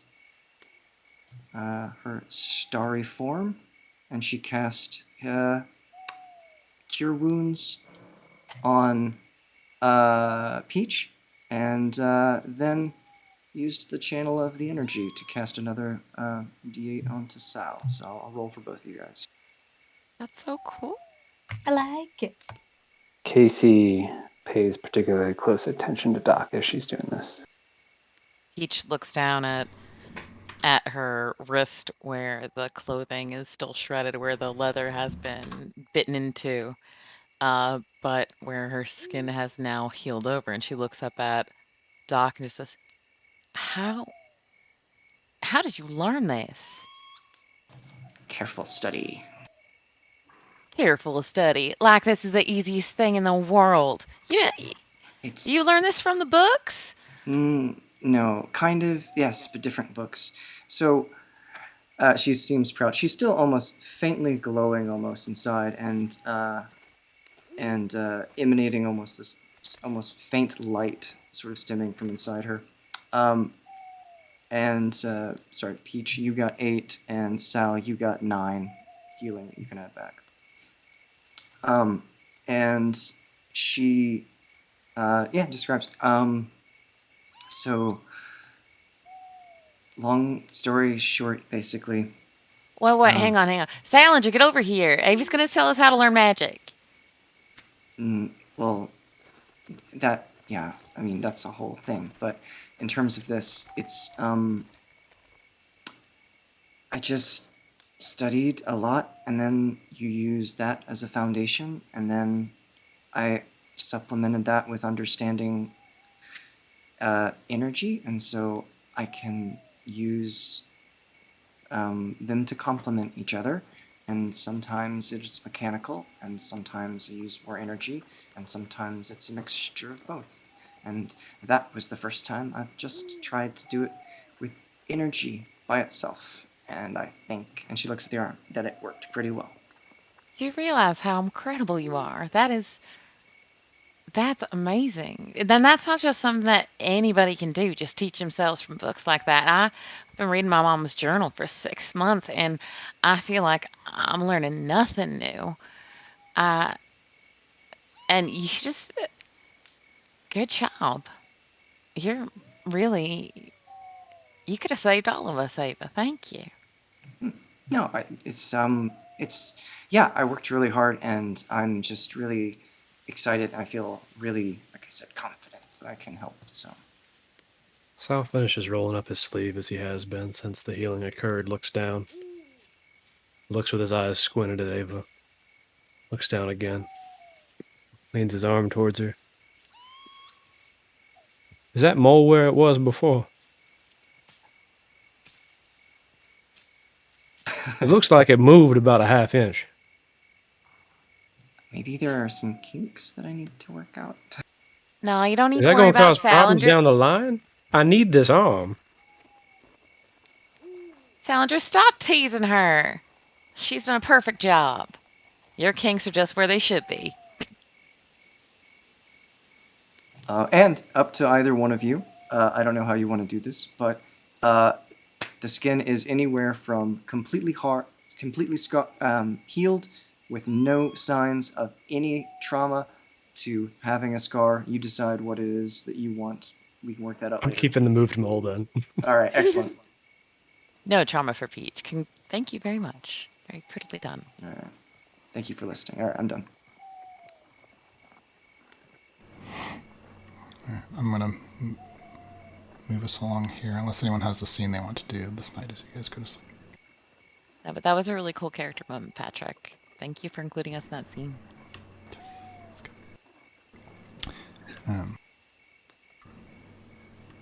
unless someone wants something, has something to do, you've got a fire going before too long in order to ward off the cold. Before too long.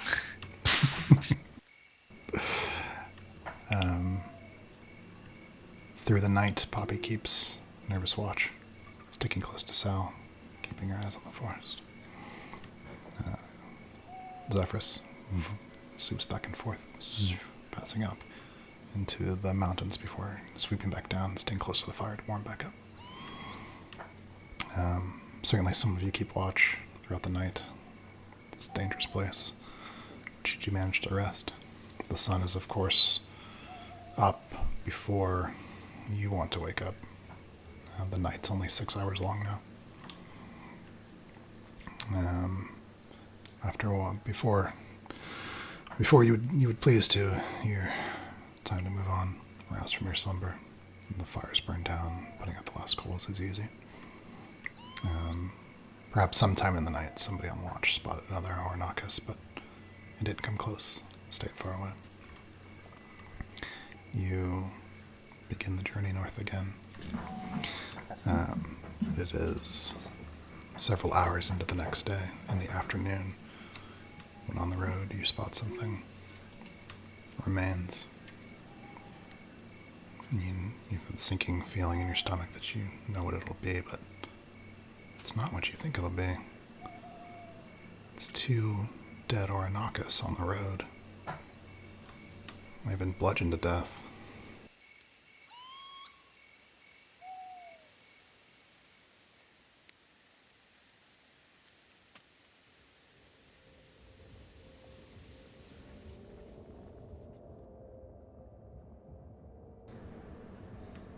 Discuss. I think you're wrong about them being nocturnal, Sal. What? These are dead.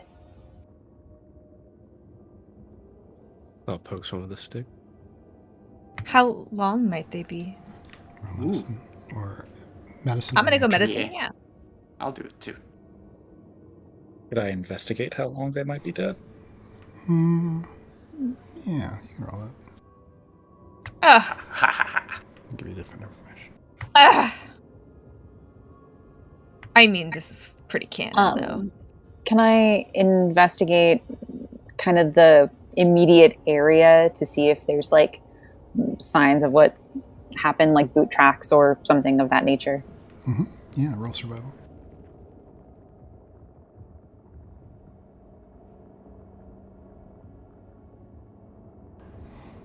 Okay.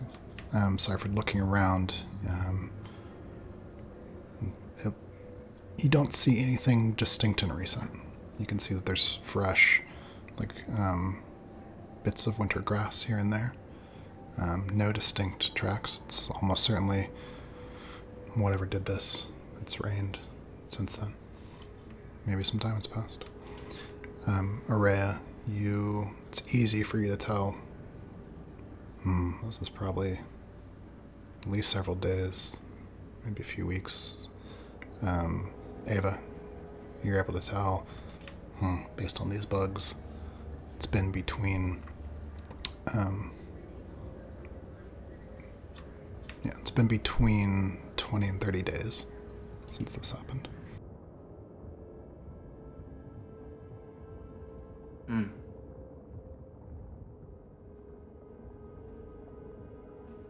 Do they look like they've been, like they were just bludgeoned to death, or were they taken for meat? Yeah, is there any predation either? Probably. They're quite a mess. It's impossible to know everything that happened to them in that time, but you can tell by the broken bones and some of the impacts. They were certainly bludgeoned to death. With something strong. Not these, obviously, but the ones that set upon us yesterday. They were wide awake in the middle of the day.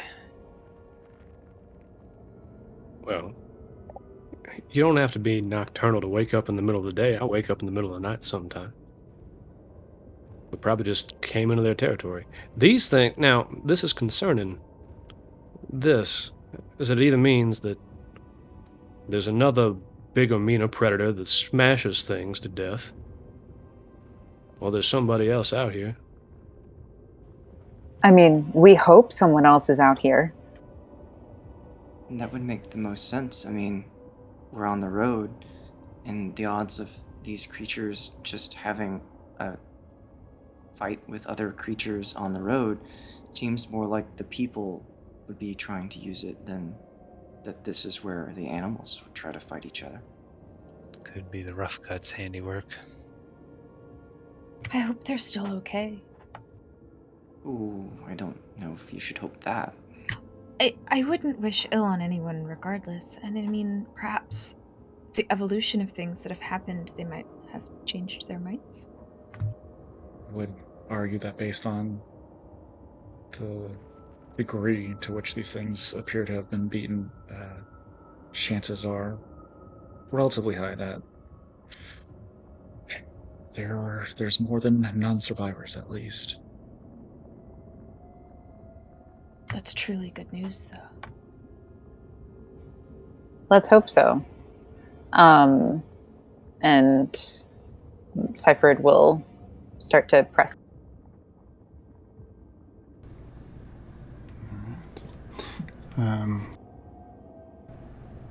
Let me have everyone roll like blacksmithing tools or tinkering tools, things like that. Carpenter's tools, whatever tool you're proficient in. What if you're only proficient in Herbalism?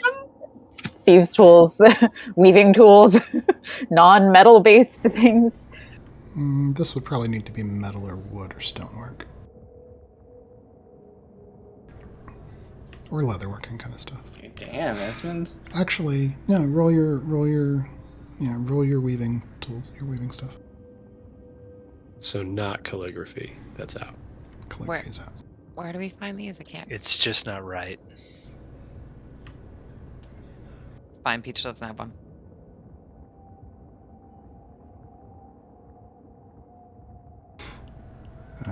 Let's see. What attribute would it be associated with? Typically intelligence. I guess it depends what they are. Sometimes they're dexterity. Could it be dexterity would make sense for the weaving tools. I think in this particular case, because this is not the actual act, this is just information, just basic intelligence.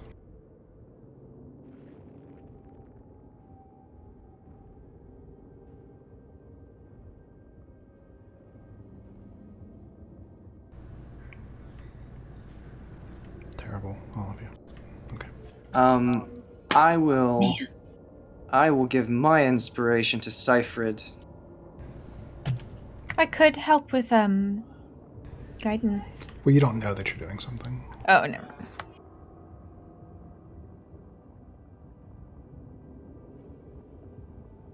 Wait, so should I roll again with the inspiration or no for that? Yeah, really good.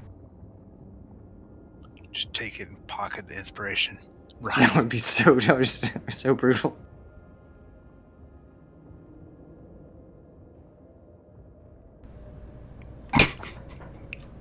Natural one. That's the second time that's happened. Oh, Perfect. All right. You all move on. There was nothing interesting to be found. Oh no! Oh no! I felt really confident about there being nothing interesting left for me in those carcasses. That's right. You travel on for some hours more. It is close to sunset on the second day. Nerea, you realize just around the next bend, you've done this so many times. Turn that next corner. Temple. She hurries forward, like well in advance of everyone. The closer and closer she gets, like her excitement and hope. Yeah. After you describe, I'd like everyone to describe themselves running forward to see what there is to see.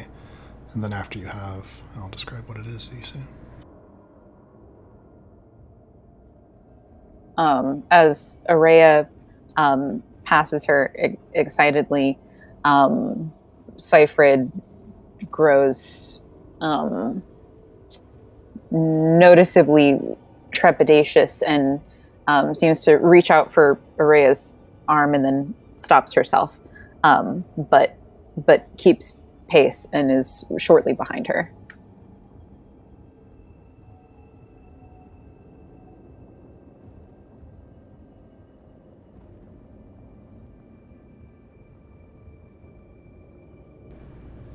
Somebody go next. Is there like any sign of... Kevin was trying to go next. Kevin, I think you might have frozen. Yeah, Kevin's frozen.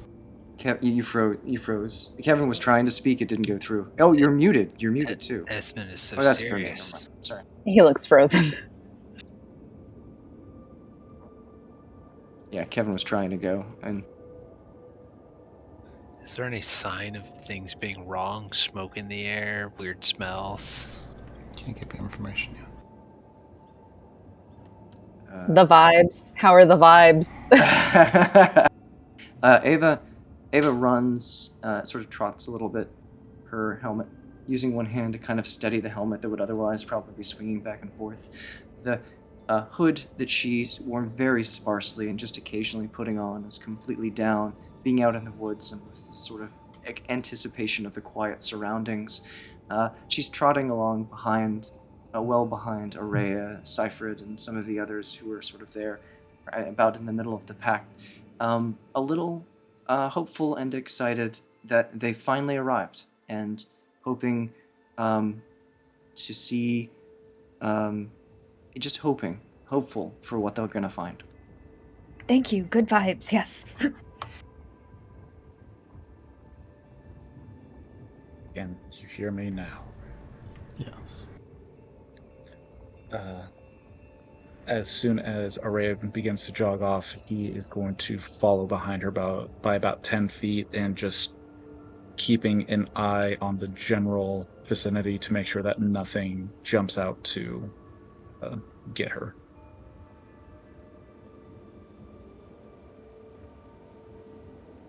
Sal's just kind of jogging along, bringing up the back, but he's leaned down to Poppy and he's muttering, "Now you got to be on your best behavior at this place. There's some beautiful stuff to see, and they're all, well, a little trepidatious. Nothing like you ever seen in the world. Relief carvings, all kinds of amazing things, magic waters. You're going to love it." Casey walks by, and here we are on a wing and a prayer. Speeds forward to catch up with the others.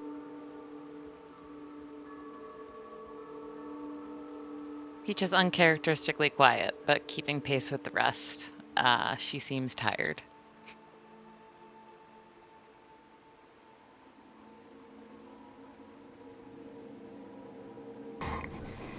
Is that everyone? I think it is.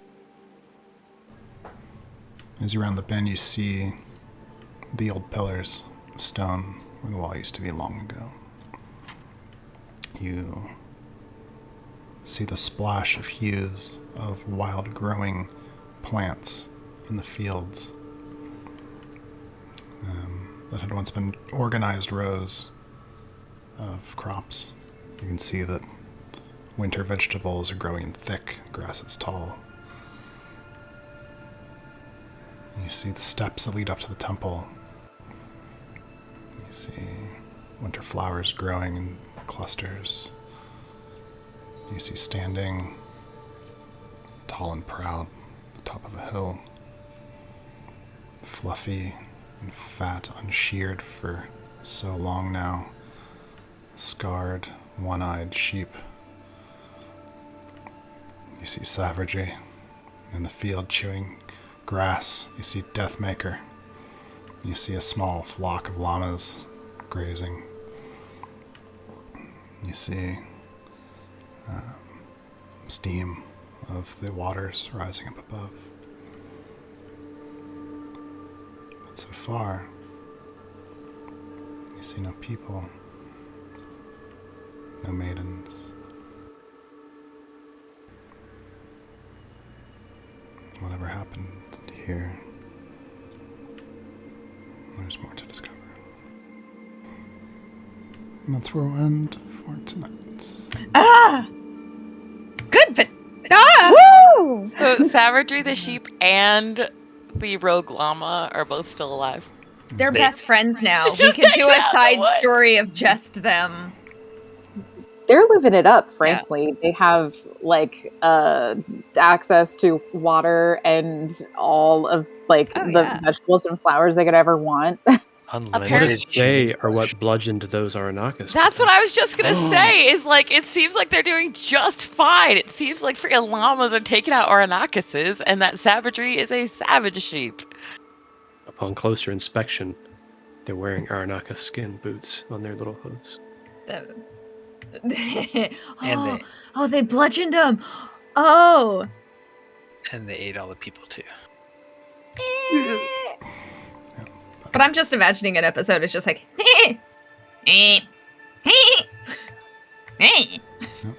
But there was Savagery and Deathmaker and a little herd of llamas. Food! honestly. Is Deathmaker Snowball's real name? What? The Oh yeah, you what? Yeah. we thought the rogue llama. Okay, yeah. No, Snowball was the llama.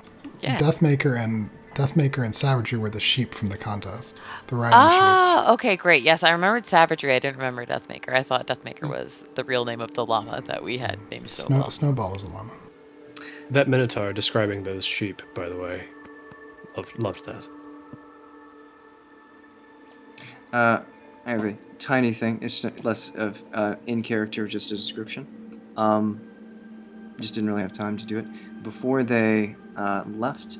When in the morning, or the midway point, Ava takes out this staff that opens it up. It's collapsible. It's her father's old walking staff, and proceeds to wave it around and.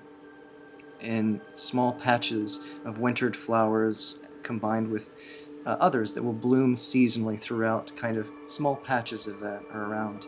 And she does the same thing into the corpses, around the corpses of the dead creatures, just little small patches of flowers on top of them. With a staff of flowers. I love that you got the staff of flowers. Yeah. I eyeballed that for sure. She does clip, using the herbalism kit, a couple of the petals, and she puts them she asks maybe Casey or one of the other people, with your satchel, the one that things don't spoil in, she just tries to keep a small collection of petals that she uses to put inside of the mask to act as a respirator. I got So you. they're fresh. I got snacks. I can hold Oh, petals. okay. Araya, yeah. She'll ask to raise Yeah. it. She keeps it inside that. Hell yeah, I got you. My snack pouch is full of emergency things I need for spellcasting. One of my things requires a tart. A tart? So you have like 6 tarts in your snack pouch. Yeah. Okay, What what do you flavors think did you I'm making at pick? the one? None of your business what's in my snack pouch, Salinger. Don't look at my snacks. More is in there because we're not traveling with Quebec. Oh yeah, definitely. Yeah, our stocks of snacks have not been depleted. We all Well- overpack now, just in case Quebec comes along. Well, the bags don't make the snacks, they just keep them from spoiling. It only holds so much food. When I was pregnant, I had to have emergency snacks everywhere. Glove compartment of car, desk, drawers, upstairs, downstairs, garage. Like, cause I would just like suddenly it would be like, and I would be like, fucking hungry. Like there was no ramp up, just hunger. So I imagine that's Beth's life now. It's just like fucking hungry. Quebec's pregnant. No! All right, folks, I had a call in tonight. Got a busy day tomorrow, but I will see you all next week. Bye, folks. This is lots of fun. Farewell. We all Hopefully, do.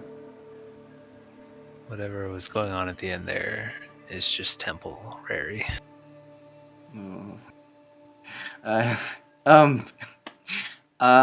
I think we should all acknowledge that Esmond, as he's like jogging right behind Araya and Cypher towards this temple, it's like in mid-stride he seems to level up and just become just stronger. Oh! That's true. Oh, good point, because yeah, you're right. He had. What a fucking stretch. Is he stretching? I would watch. It was cool seeing all the new stuff people are capable of. Cypher in particular, I kept picturing Brer Rabbit, if Brer Rabbit had wrapped the bramble bush around his arms and beat the shit out of that fox. I really enjoyed that. And the glowing star chest thing, it's somewhere between like Iron Man and there is this one X-Men character that just blew up all the time.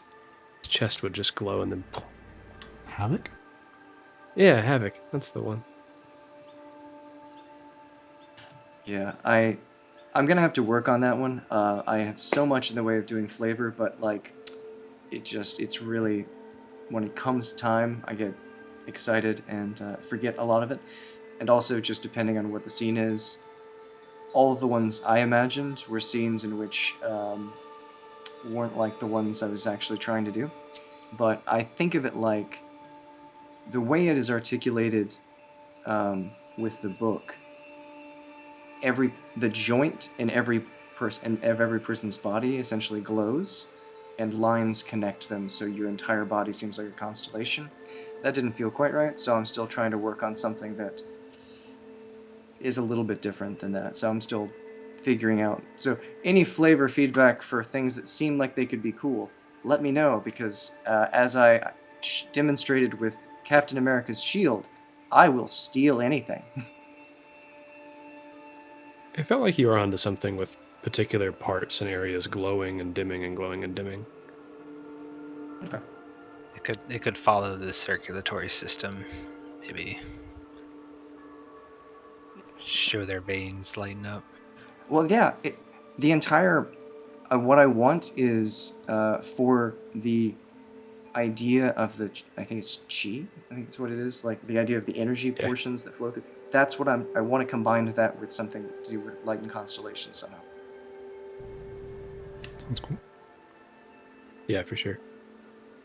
There's a picture I'm going to share with you that you made me think of just then. that is not a commentary on what you should do. But a buddy of mine writes horror novels for a living, and he shared this. I'll throw it in, I guess, just GIFs.